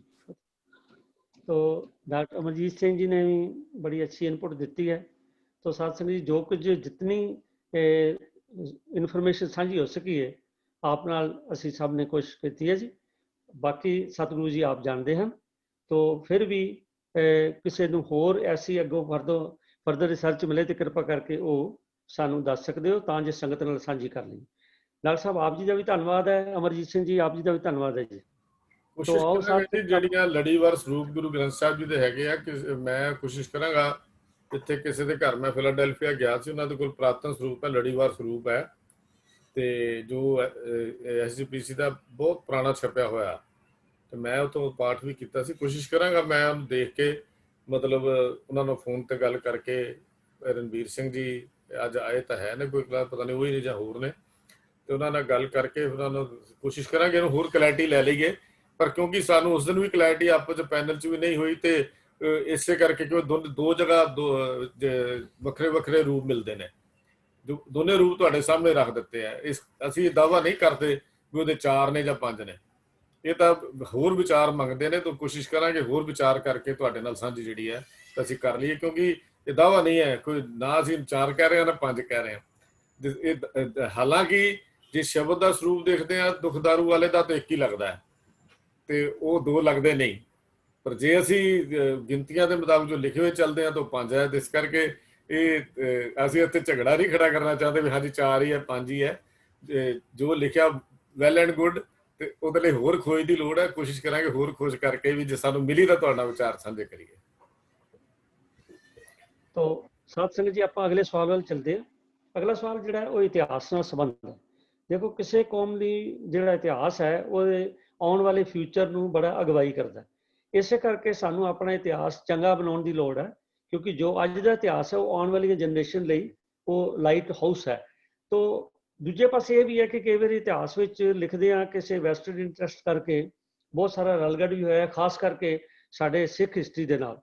पर इतिहास ਤੋਂ ਜਿਹੜੀਆਂ ਸਾਨੂੰ ਗੱਲਾਂ ਗੁਰਮਤ ਆਸ਼ੇ ਅਨੁਸਾਰ ਮਿਲਦੀਆਂ ਨੇ ਉਹ ਸਾਡਾ ਚਾਨਣ ਮਨਾਰਾ ਨੇ, ਉਹ ਤੋਂ ਅਸੀਂ ਸੇਧ ਲੈਂਦੇ ਹਾਂ।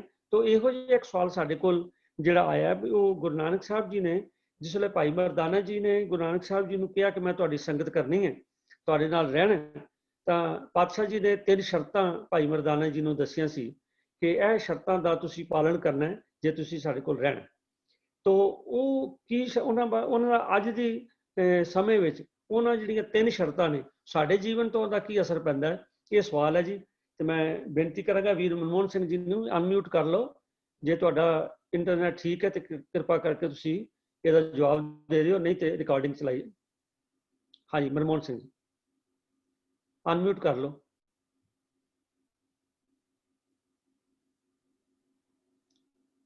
ਮਨਮੋਹਨ ਸਿੰਘ ਜੀ ਆਵਾਜ਼ ਆ ਰਹੀ ਹੈ ਤੇ ਅਨਮਿਊਟ ਕਰੋ ਆਪਣੇ ਆਪ ਨੂੰ।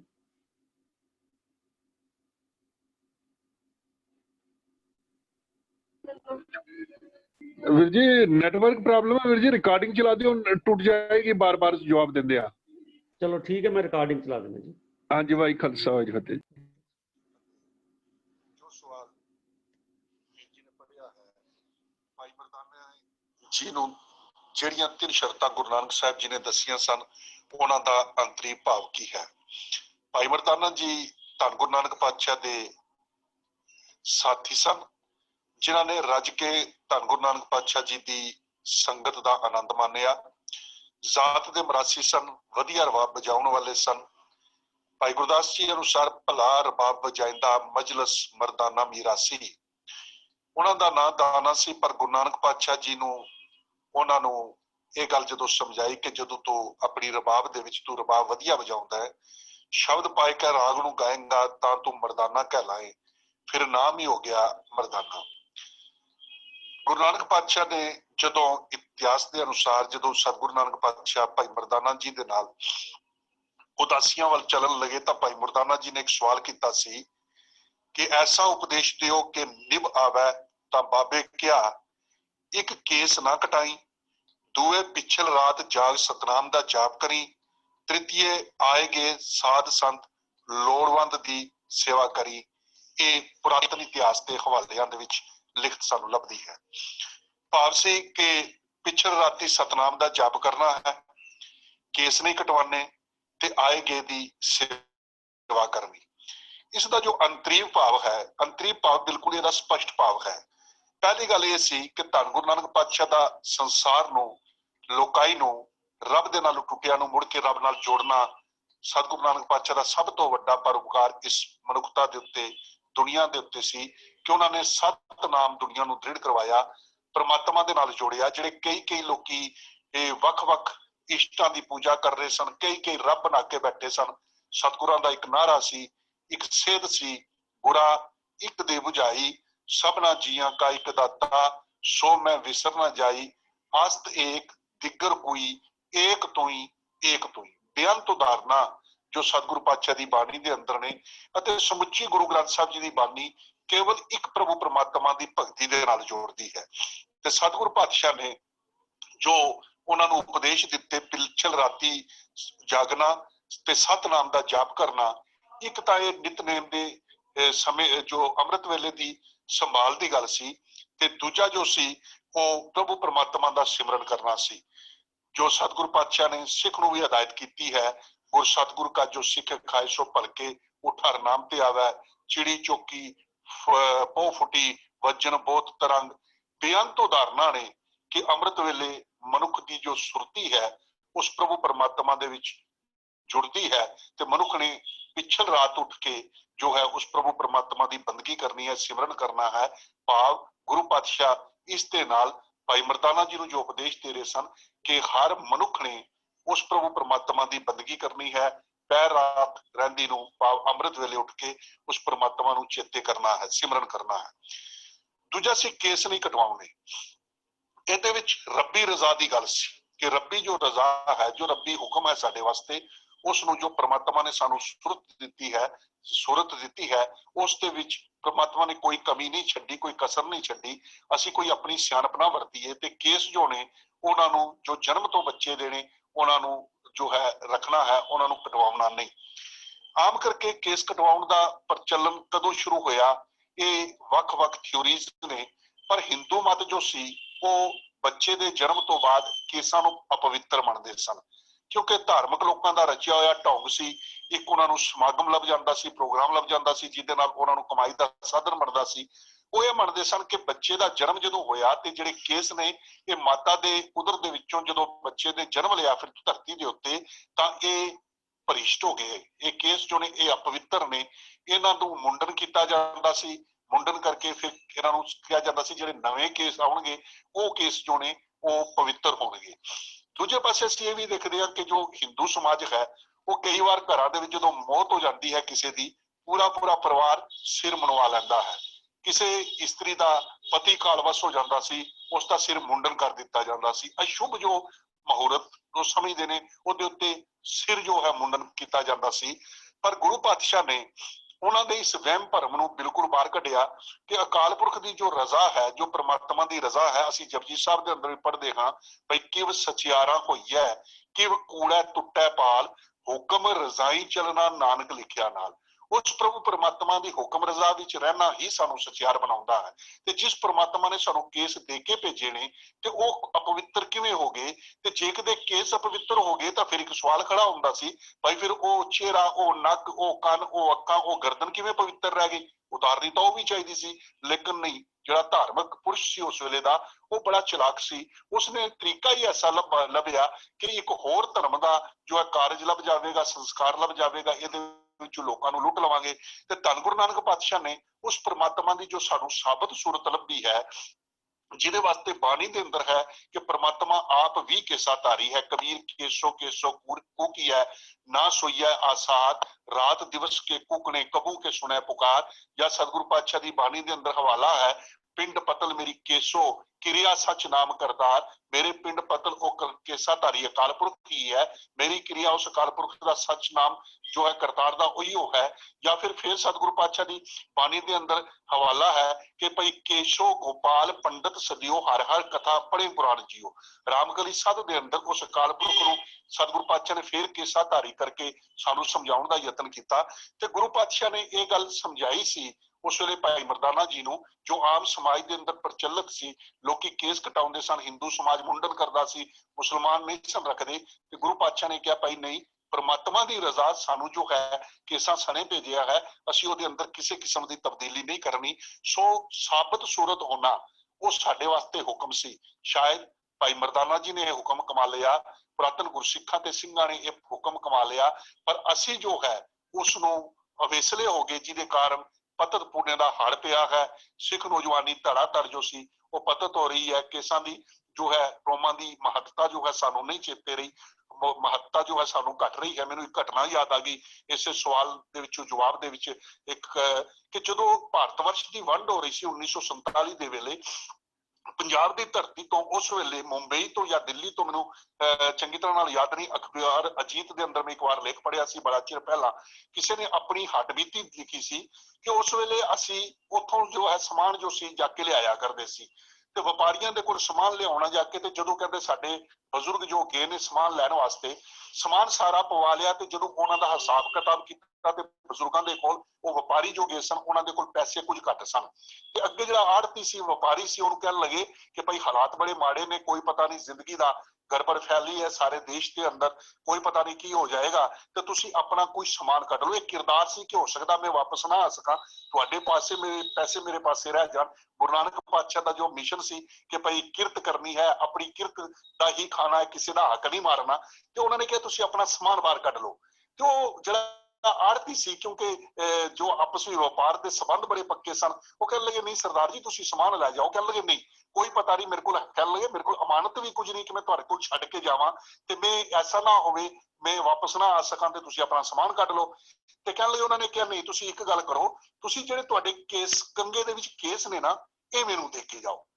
ਉਹ ਕਹਿਣ ਲੱਗਾ ਇਹ ਕੀ ਗੱਲ? ਕਹਿਣ ਲੱਗਾ ਮੈਨੂੰ ਇਹ ਪੱਕਾ ਯਕੀਨ ਹੈ ਜੋ ਮਰਜ਼ੀ ਹੋ ਜਾਵੇ, ਸਿੱਖ ਜੋ ਹੈ ਉਹ ਆਪਣੇ ਕੇਸ ਜੋ ਹੈ ਉਹਨਾਂ ਨੂੰ ਗੁਰੂ ਦੀ ਮੋਹਰ ਸਮਝਦਾ ਹੈ, ਇਹ ਕੇਸ ਛਡਾਉਣ ਵਾਸਤੇ ਹਰ ਹਾਲਤ ਵਿੱਚ ਆਵੇਗਾ।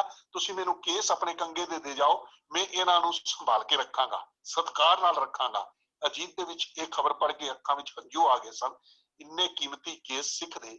ਮੇਰੇ ਗੁਰੂ ਪਾਤਸ਼ਾਹ ਨੇ ਜਦੋਂ ਸਾਨੂੰ ਆਪਣਾ ਸਰੂਪ ਦਿੱਤਾ, ਇਹ ਗੱਲ ਕਹਿ ਦਿੱਤੀ ਕਿ ਤੁਸੀਂ ਮੇਰੇ ਸਤਿਗੁਰੂ ਪੂਰੇ ਹੋ, ਤਾਂ ਮੇਰੇ ਸਤਿਗੁਰੂ ਪਾਤਸ਼ਾਹ ਨੇ ਭਾਈ ਬੁੱਧੂ ਸ਼ਾਹ ਜੀ, ਜਦੋਂ ਸਤਿਗੁਰੂ ਪਾਤਸ਼ਾਹ ਨੇ ਪੀਰ ਬੁੱਧੂ ਸ਼ਾਹ ਜੀ ਨੇ ਗੁਰੂ ਪਾਤਸ਼ਾਹ ਤੋਂ, ਸਤਿਗੁਰਾਂ ਨੇ ਕਿਹਾ ਸੀ ਨਾ ਤੁਸੀਂ ਆਪਣੇ ਮੁਰੀਦ ਤੇ ਬੱਚੇ ਸਾਡੇ ਵਾਸਤੇ ਕੁਰਬਾਨ ਕਰਾਏ, ਤੇ ਪੁੱਛਿਆ ਸੀ ਕਿ ਮੰਗੋ ਮੰਗਣਾ ਕੀ ਹੈ, ਤੇ ਉਹਨਾਂ ਨੇ ਕਿਹਾ ਸੀ ਸਤਿਗੁਰੂ ਜੇ ਕਿਤੇ ਟੁੱਟੇ ਹੋ ਕੇਸਾਂ ਸਣੇ ਕੰਗਾ ਸਾਨੂੰ ਦੇ ਦਿਓ।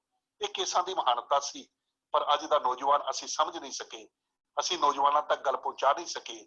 ਅੱਜ ਇਹ ਕੇਸ ਜੋ ਨੇ ਕੋਲੋਂ ਪੈਸੇ ਦੇ ਕੇ ਨਾਈਆਂ ਦੇ ਪੀਪੀਆਂ ਦੇ ਅੰਦਰ, ਸੈਲੂਨਸ ਦੇ ਅੰਦਰ ਜਾ ਕੇ, ਬਾਰਬਰ ਸ਼ਾਪਸ ਦੇ ਉੱਤੇ ਸਿੱਖ ਨੌਜਵਾਨ ਬੱਚੇ ਤੇ ਬੱਚੀਆਂ ਦੇ ਉਤਰਦੇ ਨੇ। ਇਹ ਸ਼ਾਇਦ ਭਾਈ ਮਰਦਾਨਾ ਜੀ ਨੂੰ ਜੋ ਉਪਦੇਸ਼ ਸੀ ਉਸ ਨੂੰ ਅਸੀਂ ਸਮਝ ਨਹੀਂ ਸਕੇ, ਅਸੀਂ ਉਸ ਉਪਦੇਸ਼ ਦੇ ਉੱਤੇ ਪੂਰਾ ਨਹੀਂ ਉਤਰ ਸਕੇ। ਸੋ ਗੁਰੂ ਪਿਆਰੇ ਵਾਲਿਓ, ਕੇਸਾਂ ਦੀ ਮਹਾਨਤਾ ਮੇਰੇ ਸਤਿਗੁਰੂ ਪਾਤਸ਼ਾਹ ਨੇ ਸਮਝਾਈ ਸੀ, ਅੱਜ ਲੋੜ ਹੈ ਅਸੀਂ ਨੌਜਵਾਨ ਨੂੰ ਸਮਝਾਈਏ। ਨੌਜਵਾਨਾਂ, ਕੋਈ ਸਮਾਂ ਸੀ ਕੇਸਾਂ ਸਣੇ ਭਾਰਤ ਵਰਸ਼ ਦੀਆਂ ਬਹੁ ਬੇਟੀਆਂ ਇੱਥੇ ਦੇ ਕੇਸਾਂ ਤੋਂ ਬਿਨਾਂ ਸੀਸ ਜੋ ਸਰੀਰ ਸਨ ਇਹ ਟਕੇ ਟਕੇ ਦੇ ਨਾਲ ਗਜਨੀ ਦੇ ਬਾਜ਼ਾਰਾਂ 'ਚ ਵਿਕਦੇ ਸਨ, ਲੇਕਿਨ ਤੇਰਾ ਕੇਸਾਂ ਵਾਲਾ ਜੋ ਸਿਰ ਸੀ ਜਿਹੜਾ ਉਹ 80 ਰੁਪਏ ਦਾ ਕਟਿਆ ਹੋਇਆ, 50 ਰੁਪਇਆ ਜੋ ਸੀ ਪਕੜਾਉਣ ਵਾਲੇ ਦਾ, 20 ਰੁਪਏ ਸੂਦ ਦੇਣ ਵਾਲੇ ਨੂੰ ਜੋ ਸੀ ਇਨਾਮ ਦਿੱਤੀ ਜਾਂਦੀ ਸੀ। ਤੇਰੇ ਕੇਸ ਇੰਨੇ ਕੀਮਤੀ ਨੇ, ਇੰਨੇ ਕੀਮਤੀ ਤੇਰੇ ਕੇਸ ਨੇ। ਸੋ ਉਸ ਸੰਦਰਭ ਵਿੱਚ ਜੋ ਸਤਿਗੁਰਾਂ ਨੇ ਭਾਈ ਮਰਦਾਨਾ ਜੀ ਨੂੰ ਉਪਦੇਸ਼ ਦਿੱਤਾ ਸੀ, ਸ਼ਾਇਦ ਉਸ ਨੂੰ ਅਸੀਂ ਭੁੱਲ ਗਏ ਹਾਂ। ਸਾਨੂੰ ਚਾਹੀਦਾ ਹੈ ਅੱਜ ਵੀ ਉਹਦੇ ਉੱਤੇ ਅਸੀਂ ਜ਼ਰੂਰ ਪਹਿਰਾ ਦਈਏ। ਅਗਲੀ ਗੱਲ ਸੀ ਸਤਿਗੁਰਾਂ ਨੇ ਜੋ ਸੀ ਵੰਡ ਛਕਣ ਦੀ ਗੱਲ ਕੀਤੀ ਕਿ ਭਾਈ ਆਏ ਕੇ ਦੀ ਸੇਵਾ ਕਰਨੀ ਹੈ। ਵੰਡ ਛਕਣ ਦਾ ਸਿਧਾਂਤ ਸੀ ਜਿਸ ਨੂੰ ਸਿੱਖ ਪੰਥ ਨੇ ਰੱਜ ਕੇ ਕਮਾਇਆ ਹੈ। ਜਦੋਂ ਅਸੀਂ ਪੁਰਾਤਨ ਹਵਾਲਿਆਂ ਨੂੰ ਪੜ੍ਹਦੇ ਹਾਂ, ਸਾਡੀ ਪਹਿਚਾਣ ਜਿਵੇਂ ਅੱਜ ਸੰਸਾਰ ਦੇ ਅੰਦਰ ਇਸ ਕਰੋਨਾ ਮਹਾਮਾਰੀ ਦੇ ਅੰਦਰ ਕਿਤੇ ਵੀ ਕੋਈ ਕੁਦਰਤੀ ਆਫਤ ਆਉਂਦੀ ਹੈ ਤੇ ਸਿੱਖ ਕਮਰ ਕਸਾ ਕਰਕੇ ਪਹੁੰਚ ਜਾਂਦਾ ਹੈ, ਲੋਕਾਂ ਦੀ ਦੁਖੀਆਂ ਦੀ ਸੇਵਾ ਕਰਦਾ ਹੈ। ਕਰੋਨਾ ਦੇ ਹਾਲਾਤਾਂ 'ਚ ਅਸੀਂ ਦੇਖਿਆ ਭਾਈ ਲੰਗਰ ਥਾਂ ਥਾਂ ਦੇ ਉੱਤੇ ਲਾਏ ਹੋਏ, ਕਿਸੇ ਦੇ ਪੈਰਾਂ ਵਿੱਚ ਜੂਤੇ ਨਹੀਂ ਤੇ ਨੌਜਵਾਨ ਜੂਨ ਜੁਲਾਈ ਦੀਆਂ ਤਪਦੀਆਂ ਧੁੱਪਾਂ ਵਿੱਚ ਲੁੱਕ ਦੇ ਉੱਤੇ ਸੜਕ ਤੇ ਖੜਾ ਆਪਣੇ ਪੈਰਾਂ 'ਚ ਉਤਾਰ ਕੇ ਕਿਸੇ ਦੂਜੇ ਨੂੰ ਦੇ ਰਿਹਾ ਹੈ। ਇਹ ਦੁਖੀਏ ਦੀ ਸੇਵਾ ਕਰਨੀ, ਜ਼ਰੂਰਤਮੰਦ ਦੀ ਸੇਵਾ ਕਰਨੀ, ਸਤਿਗੁਰਾਂ ਨੇ ਇਹ ਉਪਦੇਸ਼ ਭਾਈ ਮਰਦਾਨਾ ਜੀ ਨੂੰ ਦਿੱਤਾ ਸੀ, ਆਏ ਗਏ ਦੀ ਸੇਵਾ ਕਰਨੀ ਹੈ। ਤੇ ਉਸ ਵੇਲੇ ਜੋ ਉਪਦੇਸ਼ ਸਤਿਗੁਰਾਂ ਨੇ ਦਿੱਤਾ ਸੀ ਉਹ ਅਸੀਂ ਪੁਰਾਤਨ ਹਵਾਲਿਆਂ ਵਿੱਚ ਲੱਭਦਾ ਹੈ ਕਿ ਜਦੋਂ ਸਾਡੀ ਖੂਬੀ ਦੱਸੀ ਜਾਂਦੀ ਸੀ ਕਿ ਸਿੱਖ ਕੌਣ ਨੇ, ਨਿਰਤਨ ਰੰਕ ਅਨਾਥ ਮਹਾਨੇ, ਅਨ ਪੰਗ ਹੋਏ ਮਿਲੈ ਨਾ ਖਾਣੇ, ਸੋ ਸਗਰੇ ਪੁਣ ਗ੍ਰਾਮ ਮਜਾਰਾ, ਗੁਰ ਸਿੱਖਣ ਕੇ ਕਰੇ ਹਾਰਾ। ਕੋਈ ਗਰੀਬ ਹੋਵੇ, ਕੋਈ ਅਨਾਥ ਹੋਵੇ, ਕਿਸੇ ਨੂੰ ਰੋਟੀ ਨਾ ਲੱਭਦੀ ਹੋਵੇ, ਕਿਸੇ ਦਾ ਸਰੀਰ ਤੋਂ ਅੰਗ ਪੂਰਾ ਨਾ ਹੋਵੇ, ਕਮਾ ਨਾ ਸਕਦਾ ਹੋਵੇ, ਉਸ ਜਿੰਨੇ ਜਿੱਥੇ ਵੀ ਸਨ ਸੋ ਸਗਰੇ ਪੁਣ ਗ੍ਰਾਮ ਮਜਾਰਾ, ਗੁਰ ਸਿੱਖਣ ਕੇ ਕਰੇ ਹਾਰਾ। ਸਿੱਖਾਂ ਦੇ ਆਕੇ ਜੋ ਹੈ ਲੰਗਰਾਂ ਦੇ ਵਿੱਚੋਂ ਲੰਗਰ ਛਕਦੇ ਸਨ, ਸਿੱਖ ਵੰਡ ਕੇ ਛਕਦਾ ਸੀ, ਆਏ ਗਏ ਦੀ ਸੇਵਾ ਕਰਦਾ ਸੀ। ਤੇ ਫਿਰ ਜਦੋਂ ਪੁਰਾਤਨ ਸਮੇਂ ਦੇ ਅੰਦਰ 18ਵੀਂ ਸਦੀ ਦੇ ਅੰਦਰ ਦੁਸ਼ਮਣ ਸਾਡੇ ਬਾਰੇ ਵਿੱਚ ਪਤਾ ਕਰਦਾ ਸੀ, ਜ਼ਕਰੀਆ ਖਾਨ ਬਹਾਦਰ ਤੋਂ ਨਾਦਰ ਸ਼ਾਹ ਪੁੱਛਦਾ ਸੀ ਕਿ ਭਾਈ ਦੱਸੋ ਇਹ ਕੌਣ ਨੇ, ਇਹ ਕਿਸ ਤਰ੍ਹਾਂ ਦੇ ਨੇ, ਤੇ ਸਾਡੀਆਂ ਬਾਕੀ ਖੂਬੀਆਂ ਦੇ ਨਾਲ ਇੱਕ ਖੂਬੀ ਇਹ ਵੀ ਕੀਤੀ ਜਾਂਦੀ ਸੀ, ਦੱਸੀ ਜਾਂਦੀ ਸੀ ਕਿ ਪੂਰਾ ਦਿਨ ਅਗਰ ਇਹ ਜੰਗ ਲੜਦੇ ਹੋਣ ਤੇ ਸ਼ਾਮ ਪੈ ਜਾਵੇ, ਜਦ ਕਿਛ ਤਿਆਰ ਕਰ ਤੇ ਦਿਖਾਣੇ, ਦੇ ਤਵਾਜਾ ਭੁੱਖਾ ਕੋਈ, ਆਵੋ ਦੇਗ ਤਿਆਰ ਗੁਰ ਹੋਈ, ਉਸ ਸਮੇਂ ਵੈਰੀ ਕਿ ਨਾ ਆਵੈ, ਪਰਮ ਮੀਤ ਸਮਤਾएं छिकावै, वैरी मित्र को समझते हैं, बचे ਤਾਂ ਪਾਤਸ਼ਾਹ ਆਪ ਖਲੇ ਹੈ, ਨਹੀਂ ਤਾਂ ਲੰਗਰ ਮਸਤ ਬਤੇ ਹੈ। ਕਿ ਜਿਹੜੇ ਪੂਰਾ ਦਿਨ ਜੰਗ ਦੇ ਵਿੱਚ ਲੜਦੇ ਹੋਣ ਨਾ ਸ਼ਾਮ ਨੂੰ ਜਦੋਂ ਲੰਗਰ ਤਿਆਰ ਕਰਦੇ ਨੇ ਫਿਰ ਆਵਾਜ਼ ਮਾਰਦੇ ਨੇ, ਆਓ ਕੋਈ ਭੁੱਖਾ ਹੈ, ਗੁਰੂ ਦੀ ਦੇਗ ਤਿਆਰ ਹੈ। ਵੰਡ ਛਕਣ ਦਾ ਸਿਧਾਂਤ ਸੀ, ਆਏ ਗਏ ਦੀ ਸੇਵਾ ਕਰਨ ਦਾ ਸਿਧਾਂਤ ਸੀ ਕਿ ਉਸ ਵੇਲੇ ਜੇ ਕਿਤੇ ਇਹਨਾਂ ਦੇ ਨਾਲ ਦਿਨ ਨੂੰ ਲੜਨ ਵਾਲਾ ਦੁਸ਼ਮਣ ਵੀ ਆ ਜਾਵੇ ਨਾ, ਉਹਨੂੰ ਪਿਆਰ ਦੇ ਨਾਲ ਆਪਣੇ ਮਿੱਤਰ ਤੋਂ ਵੀ ਵੱਧ ਕੇ ਜੋ ਹੈ ਪਿਆਰ ਨਾਲ ਛਕਾਉਂਦੇ ਨੇ, ਤੇ ਫਿਰ ਜੇ ਕਿਤੇ ਬਚ ਜਾਵੇ ਆਪ ਖਾਂਦੇ ਨੇ, ਇਹ ਤਾਂ ਕਹਿੰਦੇ ਨੇ ਲੰਗਰ ਮਸਤ ਹੋ ਗਿਆ। ਅੱਜ ਵੀ ਦੇਖ ਲਓ ਇਹ ਜੋ ਕਿਸਾਨ ਮੋਰਚਾ ਚੱਲ ਰਿਹਾ ਹੈ, ਇਹਦੇ ਵਿੱਚ ਜਿਹੜੇ ਡਾਂਗਾ ਮਾਰ ਰਹੇ ਨੇ, ਜਿਹੜੇ ਪਾਣੀ ਸੁੱਟ ਰਹੇ ਨੇ, ਜਿਹੜੇ ਟੀਅਰ ਗੈਸ ਸੁੱਟਦੇ ਨੇ, ਸਿੱਖ ਉਹਨਾਂ ਨੂੰ ਅੱਜ ਆਪਣੇ ਲੰਗਰਾਂ ਚੋਂ ਨਾਲ ਲੰਗਰ ਵੀ ਛਕਾਉਂਦਾ ਹੈ, ਨਾਲ ਪਾਣੀ ਵੀ ਪਿਲਾਉਂਦਾ। ਉਹ ਵੀਡੀਓ ਵਾਇਰਲ ਹੋ ਰਹੀ ਹੈ, ਉਹ ਫੋਟੋ ਵਾਇਰਲ ਹੋ ਰਿਹਾ ਹੈ ਕਿ ਪੁਲਿਸ ਜੋ ਹੈ ਪਾਣੀ ਸੁੱਟ ਰਹੀ ਹੈ ਸਿੱਖਾਂ ਦੇ ਉੱਤੇ, ਤੇ ਸਿੱਖ ਪੁਲਿਸ ਵਾਲੇ ਨੂੰ ਆਪਣੀ ਬੋਤਲ ਦੇ ਨਾਲ ਪਾਣੀ ਪਿਲਾ ਰਿਹਾ ਹੈ। ਉਹ ਡਾਂਗਾ ਬਰਸਾ ਰਹੇ ਨੇ, ਸਿੱਖ ਲੰਗਰ ਛਕਾ ਰਿਹਾ। ਇਹ ਸਿਧਾਂਤ ਹੈ ਜੋ ਗੁਰੂ ਪਾਤਸ਼ਾਹ ਨੇ ਉਸ ਵੇਲੇ ਭਾਈ ਮਰਦਾਨਾ ਜੀ ਨੂੰ ਦਿੱਤਾ ਸੀ, ਉਹ ਅੱਜ ਵੀ ਸਾਡੇ ਕੋਲ ਸਾਡੇ ਜੀਵਨ ਵਿੱਚ ਲਾਗੂ ਹੈ। ਸਾਨੂੰ ਕਰਨਾ ਚਾਹੀਦਾ ਹੈ, ਜਿੱਥੇ ਕਿਤੇ ਢਿੱਲ ਮੱਠ ਆਈ ਹੈ ਉਹਦੇ ਵਾਸਤੇ ਉਪਰਾਲੇ ਕਰਨੇ ਚਾਹੀਦੇ ਨੇ, ਪ੍ਰਬੰਧਕਾਂ ਨੂੰ, ਪ੍ਰਚਾਰਕਾਂ ਨੂੰ, ਜਥੇਬੰਦੀਆਂ ਨੂੰ, ਤਾਂ ਕਿ ਅਸੀਂ ਇਹਨਾਂ ਸਿਧਾਂਤਾਂ ਨੂੰ ਜ਼ਿੰਦਾ ਰੱਖ ਸਕੀਏ। ਤੇ ਹੋਈ ਬਾਤ ਘਟ ਲਈ ਜ਼ਰੂਰ। ਤੋ ਵੀਰ ਮਨਮੋਹਨ ਸਿੰਘ ਜੀ, ਆਪ ਜੀ ਦਾ ਬਹੁਤ ਬਹੁਤ ਧੰਨਵਾਦ ਹੈ, ਤੁਸੀਂ ਬਹੁਤ ਹੀ ਖੋਲ ਕੇ ਇਸ ਸਵਾਲ ਦਾ ਜਵਾਬ ਦਿੱਤਾ, ਧੰਨਵਾਦ। ਤੋ ਆਓ ਸਾਧ ਸੰਗਤ, ਸਮਾਂ ਬੜਾ ਥੋੜਾ ਰਹਿ ਗਿਆ, ਇੱਕ ਸਵਾਲ ਹੋਰ ਆਪਾਂ ਕਰਨਾ ਹੈ। ਤੇ ਵੀਰ ਅਕਾਲ ਜੋਤ ਸਿੰਘ ਜੀ ਨੇ ਇਹ ਸਵਾਲ ਭੇਜਿਆ ਕਿ ਜੇ ਸਭ ਕੁਝ ਕਰਨ ਕਰਾਉਣ ਹਾਰ ਵਾਹਿਗੁਰੂ ਆਪ ਹੀ ਹੈ, ਤਾਂ ਚੰਗੇ ਜਾਂ ਮੰਦੇ ਕਰਮ ਕਰਨ ਦਾ ਵਿੱਚ ਸਾਡਾ ਕੀ ਅਖਤਿਆਰ ਹੈ। ਤੋ ਇਹ ਜਪਜੀ ਸਾਹਿਬ ਜੀ ਦੀ ਪੌੜੀ ਜਿਹੜੀ 33 ਨੰਬਰ ਪੌੜੀ, ਆਖਣ ਜ਼ੋਰ ਚ ਪੈਣਾ ਜ਼ੋਰ, ਉਹਦਾ ਉਹਨਾਂ ਨੇ ਰੈਫਰੈਂਸ ਵੀ ਦਿੱਤਾ। ਤੇ ਮੈਂ ਰਿਕੁਐਸਟ ਕਰ ਰਿਹਾ ਤਜਿੰਦਰ ਸਿੰਘ ਜੀ ਨੂੰ ਵੀ ਉਹ ਕਿਰਪਾ ਕਰਕੇ ਇਹਦਾ ਸਾਨੂੰ ਉੱਤਰ ਦੇਣ ਜੀ। ਵੀਰ ਤਜਿੰਦਰ ਸਿੰਘ। ਵਾਹਿਗੁਰੂ ਜੀ ਕਾ ਖਾਲਸਾ, ਵਾਹਿਗੁਰੂ ਜੀ ਕੀ ਫਤਿਹ। ਵੀਰ ਜੀ ਨੇ ਜੋ ਸਵਾਲ ਪੁੱਛਿਆ ਹੈ ਬਹੁਤ ਗਹਿਰਾ ਸਵਾਲ ਹੈ, ਔਰ ਇਹ ਆਮ ਤੌਰ ਦੇ ਉੱਪਰ ਜਦੋਂ ਅਸੀਂ ਗੁਰਬਾਣੀ ਦਾ ਅਧਿਐਨ ਕਰਨੇ ਆ ਸਾਡੇ ਮਨ ਵਿੱਚ ਇਹ ਸਵਾਲ ਪੈਦਾ ਹੁੰਦਾ ਹੈ ਕਿ ਇਹ ਸਭ ਕੁਝ ਪਰਮਾਤਮਾ ਹੀ ਕਰਨ ਵਾਲਾ ਹੈ, ਤਾਂ ਫਿਰ ਸਾਡੇ ਵੱਸ ਕੀ ਹੈ। ਤੇ ਇਸ ਬਾਰੇ ਅਸੀਂ ਜਦੋਂ ਇਹ ਪੌੜੀ ਪੜ੍ਹਦੇ ਹਾਂ 33ਵੀਂ ਪੌੜੀ, ਤਾਂ ਇਹਦੇ 'ਚ ਵੀ ਜੋ ਲਿਖਿਆ ਹੈ, ਆਖਣ ਜੋਰ ਚੁੱਪੈ ਨਾ ਜੋਰ, ਜੋਰ ਨਾ ਮੰਗਣ ਦੇਣ ਨਾ ਜੋਰ, ਜੋਰ ਨਾ ਜੀਵਨ ਮਰਨ ਨਹਿ ਜੋਰ, ਜੋਰ ਨਾ ਰਾਜ ਮਾਲ ਮਨ ਸ਼ੋਰ, ਜੋਰ ਨਾ ਸੁਰਤੀ ਗਿਆਨ ਵਿਚਾਰ, ਜੋਰ ਨਾ ਜੁਗਤੀ ਛੁਟੈ ਸੰਸਾਰ, ਜਿਸ ਸਤ ਜੋਰ ਕਰ ਵੇਖੈ ਸੋਏ, ਨਾਨਕ ਉੱਤਮ ਨੀਚ ਨਾ ਕੋਏ। ਤੋ ਇਹਦੇ ਵਿੱਚ ਵੀ ਸਤਿਗੁਰੂ ਜੀ ਨੇ ਸਾਨੂੰ ਇਹ ਸਮਝਾਉਣ ਦੀ ਕੋਸ਼ਿਸ਼ ਕੀਤੀ ਹੈ ਕਿ ਮਨੁੱਖ ਅਗਰ ਕੋਈ ਕਵੇ ਕਿ ਪਰਮਾਤਮਾ ਤੋਂ ਮੈਂ ਆਪਣੇ ਜ਼ੋਰ ਦੇ ਨਾਲ, ਮੈਂ ਆਪਣੇ ਸਮਰੱਥਾ ਦੇ ਨਾਲ ਕੋਈ ਚੀਜ਼ ਪ੍ਰਾਪਤ ਕਰ ਸਕਦਾ ਹਾਂ, ਜਾਂ ਉਸ ਪਰਮਾਤਮਾ ਦੀ ਰਜ਼ਾ ਨੂੰ, ਪਰਮਾਤਮਾ ਦੇ ਹੁਕਮ ਨੂੰ ਮੈਂ ਬਿਆਨ ਕਰ ਸਕਦਾ ਹਾਂ, ਜਾਂ ਪਰਮਾਤਮਾ ਦੀ ਕੁਦਰਤ ਨੂੰ ਮੈਂ ਬਿਆਨ ਕਰ ਸਕਦਾ ਹਾਂ, ਤਾਂ ਇਹ ਇੱਕ ਬੜੀ ਮਨ ਦੀ ਜਿਹੜੀ ਹੈ ਹਰ ਕਰਮੀ ਹੈ। ਅਸਲ ਦੇ ਵਿੱਚ ਕੀ ਹੈ ਕਿ ਪਰਮਾਤਮਾ ਨੇ ਸੰਸਾਰ ਜਿਹੜਾ ਹੈ ਉਹ ਪੈਦਾ ਕੀਤਾ ਹੈ। ਸੰਸਾਰ ਦੇ ਵਿੱਚ ਮਨੁੱਖ, ਜੀਵ ਜੰਤੂ, ਪਸ਼ੂ ਪੈਦਾ ਕੀਤੇ ਹਨ। ਅਸੀਂ ਦੇਖਦੇ ਹਾਂ ਕਿ ਹਰ ਇੱਕ ਜੋ ਕੁਦਰਤ ਦੇ ਕਾਦਰ ਨੇ ਕੁਦਰਤ ਬਣਾਈ ਹੈ, ਉਹਦੇ ਵਿੱਚ ਕੋਈ ਇੱਕ ਡਾਇਮੈਂਸ਼ਨਲ ਹੈ, ਕਿਸੇ ਦੇ ਅੰਦਰ 2 ਡਾਇਮੈਂਸ਼ਨਲ ਪਾਵਰ ਹੈ। ਜਿਵੇਂ ਕਿ ਪਸ਼ੂ ਪਕਸ਼ੀ ਹਨ, ਉਹ ਸਮਝ ਸਕਦੇ ਹਨ, ਸੁਣ ਸਕਦੇ ਹਨ, ਕੰਮ ਵੀ ਕਰ ਸਕਦੇ ਹਨ, ਲੇਕਿਨ ਉਹ ਬਿਆਨ ਨਹੀਂ ਕਰ ਸਕਦੇ ਕਿ ਅਸੀਂ ਕੁਝ ਗੱਲ ਆਪਣੀ ਕਹਿਣਾ ਚਾਹੀਏ। ਤੇ ਪਸ਼ੂ ਪਕਸ਼ੀ ਜਿਹੜੇ ਹਨ ਉਹ ਬੋਲ ਕੇ ਨਹੀਂ ਦੱਸ ਸਕਦੇ। ਇਹ ਬੋਲਣ ਦੀ ਸਮਰੱਥਾ ਜਿਹੜੀ ਹੈ ਔਰ ਚੰਗੇ ਮਾੜੇ ਦੀ ਪਛਾਣ ਜਿਹੜੀ ਹੈ, ਇਹ ਕੇਵਲ ਮਨੁੱਖ ਨੂੰ ਜਿਹੜੀ ਦਿੱਤੀ ਗਈ ਹੈ। ਤੋ ਜਿਸ ਵੇਲੇ ਇਸ ਮਨੁੱਖ ਨੂੰ ਜਿਸ ਨੂੰ ਅਸੀਂ ਵਿਵੇਕ ਬੁੱਧੀ ਕਹਿੰਦੇ ਹਾਂ, ਵਿਵੇਕ ਬੁੱਧ ਸਤਿਗੁਰ ਤੇ ਪਾਈ, ਤੇ ਇਹ ਵਿਵੇਕ ਬੁੱਧੀ ਜਿਉਂ ਅਸੀਂ ਗੁਰੂ ਸਾਹਿਬ ਦੇ ਦੱਸੇ ਹੋਏ ਰਸਤੇ ਤੇ ਚੱਲ ਕੇ ਪਰਮਾਤਮਾ ਦੇ ਨਾਲ ਆਪਣੀ ਸੁਰਤ ਜੋੜਦੇ ਹਾਂ, ਤਾਂ ਸਾਨੂੰ ਚੰਗੇ ਮਾੜੇ ਦੀ ਜਿਹੜੀ ਹੈ ਪਛਾਣ ਆ ਜਾਂਦੀ ਹੈ। ਜਿਵੇਂ ਕਿ ਅੱਗ ਬਲ ਰਹੀ ਹੈ, ਤਾਂ ਅੱਗ ਦੇ ਵਿੱਚ ਅਸੀਂ ਆਪਣਾ ਹੱਥ ਨਹੀਂ ਪਾਉਂਦੇ, ਤੇ ਫੁੱਲ ਨੂੰ ਅਸੀਂ ਇੱਕਦਮ ਫੜ ਲੈਂਦੇ ਹਾਂ। ਤਾਂ ਇਹ ਜੋ ਸੈਂਸ ਆਫ ਡਿਸਕ੍ਰਿਮੀਨੇਸ਼ਨ ਹੈ, ਇਹ ਸਾਨੂੰ ਗੁਰੂ ਨੇ, ਅਕਾਲ ਪੁਰਖ ਵਾਹਿਗੁਰੂ ਨੇ ਸਾਨੂੰ ਬਖਸ਼ਿਸ਼ ਕੀਤੀ ਹੈ। ਤੇ ਜਦੋਂ ਅਸੀਂ ਗੁਰੂ ਦੇ ਦੱਸੇ ਹੋਏ ਰਸਤੇ ਤੇ ਚੱਲਦੇ ਹਾਂ, ਤਾਂ ਇਹ ਵਿਵੇਕ ਬੁੱਧੀ ਜਿਹੜੀ ਸਾਡੇ ਅੰਦਰ ਤੀਖਣ ਹੁੰਦੀ ਹੈ, ਸਾਨੂੰ ਸਮਝ ਪੈਂਦੀ ਹੈ ਕਿ ਇਸ ਸਾਰੀ ਕੁਦਰਤ ਦੇ ਵਿੱਚ ਅਸੀਂ ਇੱਕ ਮਾਮੂਲੀ ਜਿਹਾ, ਨਿਮਾਣਾ ਜਿਹਾ ਜਿਹੜਾ ਹੈ ਉਹ ਸਾਡੀ ਹੋਂਦ ਹੈ। ਤੇ ਅਸੀਂ ਉਸ ਪਰਮਾਤਮਾ ਨੂੰ ਅਗਰ ਪ੍ਰਾਪਤ ਕਰਨਾ ਹੈ ਤਾਂ ਆਪਣੇ ਜ਼ੋਰ ਨਾਲ ਪ੍ਰਾਪਤ ਨਹੀਂ ਕਰ ਸਕਦੇ। ਕੇਵਲ ਦੱਸੇ ਹੋਏ ਗੁਰੂ ਸਾਹਿਬ ਦੇ ਰਸਤੇ ਦੇ ਉੱਪਰ ਚੱਲ ਕੇ ਅਸੀਂ ਆਪਣੇ ਚੰਗੇ ਕਰਮ ਕਰ ਸਕਦੇ ਹਾਂ, ਆਪਣੇ ਅੰਦਰ ਗੁਣ ਪੈਦਾ ਕਰ ਸਕਦੇ ਹਾਂ, ਤੇ ਗੁਣ ਕਿਆ ਹੈ? ਗੁਣੀ ਸਮਾਵਣਾ, ਤਾਂ ਅਸੀਂ ਉਸ ਅਕਾਲ ਪੁਰਖ ਨੂੰ ਪ੍ਰਾਪਤ ਕਰ ਸਕਦੇ ਹਾਂ। ਲੇਕਿਨ ਜੇਕਰ ਅਸੀਂ ਆਪਣੇ ਜੋ ਸਤਿਗੁਰ ਨੇ ਸਾਨੂੰ ਬੁੱਧੀ ਬਖਸ਼ੀ ਹੈ, ਅਸੀਂ ਅਗਰ ਆਪਣੀ ਬੁੱਧੀ ਦੇ ਉੱਤੇ ਹੰਕਾਰ ਕਰੀਏ ਤੇ ਭੈੜੇ ਕਰਮ ਕਰ ਲਈਏ, ਤਾਂ ਉਸ ਭੈੜੇ ਕਰਮਾਂ ਕਰਕੇ ਅਸੀਂ ਉਸ ਪਰਮਾਤਮਾ ਤੋਂ ਦੂਰ ਹੋ ਸਕਦੇ ਹਾਂ। ਜਿਵੇਂ ਅਸੀਂ ਸ਼ਲੋਕ ਦੇ ਵਿੱਚ ਪੜ੍ਹਦੇ ਹਾਂ ਕਿ ਕਰਮੀ ਆਪੋ ਆਪਣੀ ਕੇ ਨੇੜੇ ਕੇ ਦੂਰ। ਅਸੀਂ ਪਰਮਾਤਮਾ ਤੋਂ ਚੰਗੇ ਕੰਮਾਂ ਕਰਕੇ ਨੇੜੇ ਹੋ ਜਾਂਦੇ ਹਾਂ ਔਰ ਮਾੜੇ ਕਰਮ ਕਰਕੇ ਅਸੀਂ ਦੂਰ ਹੋ ਜਾਂਦੇ ਹਾਂ। ਤਾਂ ਉਸ ਜਿਹੜਾ ਤਾਕਤ ਸਾਡੀ ਸਮਰੱਥਾ ਇੰਨੀ ਹੈ ਕਿ ਅਸੀਂ ਗੁਰੂ ਦੀ ਮੱਤ ਨੂੰ ਸਮਝੀਏ ਆਪਣੇ ਵਿਵੇਕ ਅਨੁਸਾਰ ਔਰ ਉਹਦੇ ਅਨੁਸਾਰ ਚੱਲੀਏ। ਤੇ ਜਦੋਂ ਜਿਵੇਂ ਅਸੀਂ ਇਹ ਦੇਖਦੇ ਹਾਂ ਕਿ ਸੰਸਾਰ ਰੁੱਖ ਹੈ, ਬਿਰਖੇ ਹੇਠ ਸਭ ਜਨ ਤੇ ਇਕੱਠੇ, ਇੱਕ ਤੱਤੇ ਇੱਕ ਬੋਲਣ ਮਿੱਠੇ, ਅਸਤ ਉਦੋਤ ਸਭੇ ਉੱਠ ਚੱਲੇ, ਜਿਉਂ ਜਿਉਂ ਔਧ ਬਿਹਾਨੀਆਂ। ਤਾਂ ਇਹ ਸੰਸਾਰ ਸਾਗਰ ਦੇ ਵਿੱਚ ਅਲੱਗ-ਅਲੱਗ ਤਰੀਕੇ ਦੇ ਜਿਹੜੇ ਮਨੁੱਖ ਹਨ, ਕੁਝ ਤੱਤੇ ਬੋਲਦੇ ਹਨ, ਕੁਝ ਮਿੱਠੇ ਬੋਲਦੇ ਹਨ। ਤਾਂ ਤੱਤੇ ਬੋਲਣ ਵਾਲੇ ਅਸੀਂ ਇਹ ਕਹਿੰਦੇ ਹਾਂ ਕਿ ਉਸ ਨੂੰ ਮਨਮੁਖ ਦੀ ਕੈਟੇਗਰੀ ਵਿੱਚ ਆਉਂਦੇ ਹਨ, ਤੇ ਮਿੱਠੇ ਬੋਲਣ ਵਾਲੇ ਜਿਹੜੇ ਹਨ ਉਹ ਗੁਰਮੁਖ ਦੀ ਕੈਟੇਗਰੀ ਦੇ ਵਿੱਚ ਆਉਂਦੇ ਹਨ। ਜਿਹੜੇ ਗੁਰੂ ਦੇ ਸਨਮੁਖ ਰਹਿੰਦੇ ਹਨ ਉਹ ਮਿੱਠਾ ਬੋਲਦੇ ਹਨ, ਉਹ ਜਿਹੜੇ ਗੁਰੂ ਦੇ ਰਜਾ ਤੋਂ ਉਲਟ ਚੱਲਦੇ ਹਨ, ਆਪਣੀ ਮਨ ਦੀ ਮਤ ਕਰਦੇ ਹਨ, ਉਹ ਜਿਹੜੇ ਹਨ ਉਹ ਤੱਤੇ ਬੋਲਦੇ ਹਨ। ਤਾਂ ਹੀ ਗੁਰੂ ਸਾਹਿਬ ਨੇ ਸਾਨੂੰ ਗੁਰਬਾਣੀ ਵੀ ਦੱਸਿਆ ਹੈ, ਗੁਰ ਕੀ ਮਤ ਤੂੰ ਲੈ ਇਆਣੇ, ਭਗਤ ਬਿਨਾ ਬਹੁ ਡੂਬੇ ਸਿਆਣੇ। ਭਗਤੀ ਤੋਂ ਬਿਨਾ ਬੜੇ ਆਪਣੇ ਜੋ ਸਿਆਣਪ ਦੇ ਨਾਲ ਕੁਝ ਰਜਾ ਨੂੰ ਬਿਆਨ ਕਰਨ ਦੀ ਕੋਸ਼ਿਸ਼ ਕਰਦੇ ਹਨ, ਉਹ ਇਸ ਸੰਸਾਰ ਸਾਗਰ ਤੋਂ ਜਿਹੜੇ ਹਨ ਉਹ ਡੁੱਬ ਕੇ ਜਾਂਦੇ ਹਨ। ਉਹ ਸੰਸਾਰ ਸਾਗਰ ਨੂੰ ਉਹ ਹੀ ਤਰ ਸਕਦਾ ਹੈ ਇਸ ਸੰਸਾਰ ਦੇ ਵਿੱਚੋਂ ਜਿਹੜਾ ਪਰਮਾਤਮਾ ਦੇ ਗੁਣਾਂ ਨੂੰ ਗਾਉਂਦਾ ਹੈ।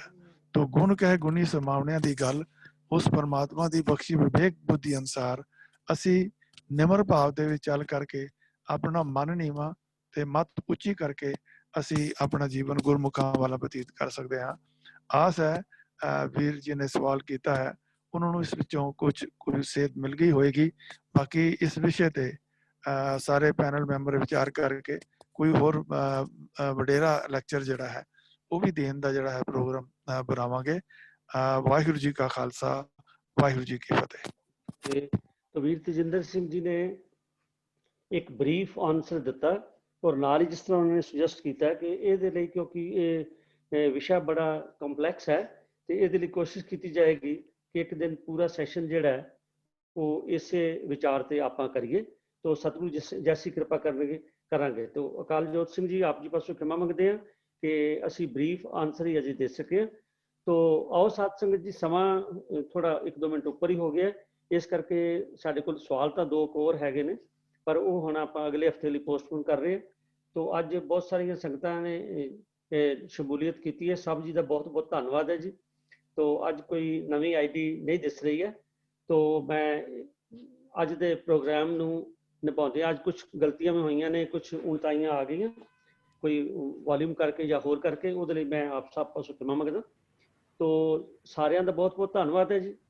ਔਰ ਵਿਚਾਰ ਕਰਦੇ ਆ, ਬਹੁਤ ਸਾਰੀਆਂ ਤਰੁੱਟੀਆਂ ਰਹਿ ਗਈਆਂ, ਔਰ ਜ਼ਰੂਰੀ ਨਹੀਂ, ਜਿਸ ਤਰ੍ਹਾਂ ਪਹਿਲੇ ਸਟਾਰਟ 'ਚ ਵੀਰ ਜੀ ਨੇ ਦੱਸਿਆ ਕਿ ਜੋ ਦੱਸਿਆ ਉਹ ਬਿਲਕੁਲ, ਇਹ ਤਾਂ ਜਿੰਨਾ ਕਿ ਸਾਨੂੰ ਪੈਨਲ ਮੈਂਬਰ ਡਿਸਕਸ ਕਰਕੇ ਵਾਹਿਗੁਰੂ ਜੀ ਦੀ ਬਖਸ਼ੀ ਸੋਝੀ ਅਨੁਸਾਰ ਜੋ ਕੁਝ ਸਾਨੂੰ ਮਿਲਦਾ ਤੁਹਾਡੇ ਸਾਹਮਣੇ ਰੱਖੀਦਾ। ਔਰ ਸਾਨੂੰ ਜਿਵੇਂ ਅੱਜ ਵੀ ਡਾਕਟਰ ਅਮਰਜੀਤ ਸਿੰਘ ਜੀ ਨੇ, ਡਾਕਟਰ ਸੁੰਦਰ ਸਿੰਘ ਜੀ ਨੇ ਫੀਡਬੈਕ ਦਿੱਤੀ ਹੈ, ਉਹ ਤੋਂ ਸਾਨੂੰ ਕਾਫੀ ਹੋਰ ਲਾਭ ਹੁੰਦਾ ਹੈ। ਤੋ ਸਾਰੀਆਂ ਸੰਗਤਾਂ ਨੂੰ ਬੇਨਤੀ ਹੈ ਕਿ ਇਹ ਸਵਾਲ ਜਵਾਬ ਦੇ ਜਿਹੜਾ ਸੈਸ਼ਨ ਹੈ ਇਹ 'ਚ ਵੱਧ ਚੜ੍ਹ ਕੇ ਹਿੱਸਾ ਲਓ। ਤੋ ਜਿਤਨੇ ਜ਼ਿਆਦਾ ਸਵਾਲ ਆਉਣਗੇ ਉਨੀ ਜ਼ਿਆਦਾ ਰਿਸਰਚ ਕਰਨ ਲਈ ਸੰਗਤ ਦੇ ਸਾਰੇ ਮੈਂਬਰ ਜੁੜਨਗੇ। ਤੋ ਬੇਨਤੀ ਹੈ ਕਿ ਜਿਹੜਾ ਵੀ ਸਵਾਲ ਹੋਵੇ ਆਪ ਜੀ ਦਾ ਜਦ ਵੀ ਤੁਹਾਡੇ ਮਨ 'ਚ ਆਵੇ, ਉਹ ਕਿਰਪਾ ਕਰਕੇ ਕਿਸੇ ਵੀ ਪੈਨਲ ਮੈਂਬਰ ਨੂੰ ਭੇਜ ਦਿਓ, ਜਾਂ ਜਿਹੜਾ ਪ੍ਰੋਗਰਾਮ ਰੋਜ਼ ਚੱਲ ਰਿਹਾ ਹੁੰਦਾ ਹੈ ਆਪ ਜੀ ਅਗਰ ਗਰੁੱਪ ਚੈਟ ਤੇ ਪਾ ਦਿਓ ਤਾਂ ਉਹ ਵੀ ਅਸੀਂ ਕਾਪੀ ਕਰ ਲੈਂਦੇ ਹਾਂ। ਤੋ ਇੱਕ ਵਾਰ ਫੇਰ ਸਭ ਦਾ ਧੰਨਵਾਦ ਕਰਦਾ ਹੋਇਆ ਫਤਿਹ ਸਾਂਝੀ ਕਰਦਾ ਜੀ। ਵਾਹਿਗੁਰੂ ਜੀ ਕਾ ਖਾਲਸਾ, ਵਾਹਿਗੁਰੂ ਜੀ ਕੀ ਫਤਿਹ।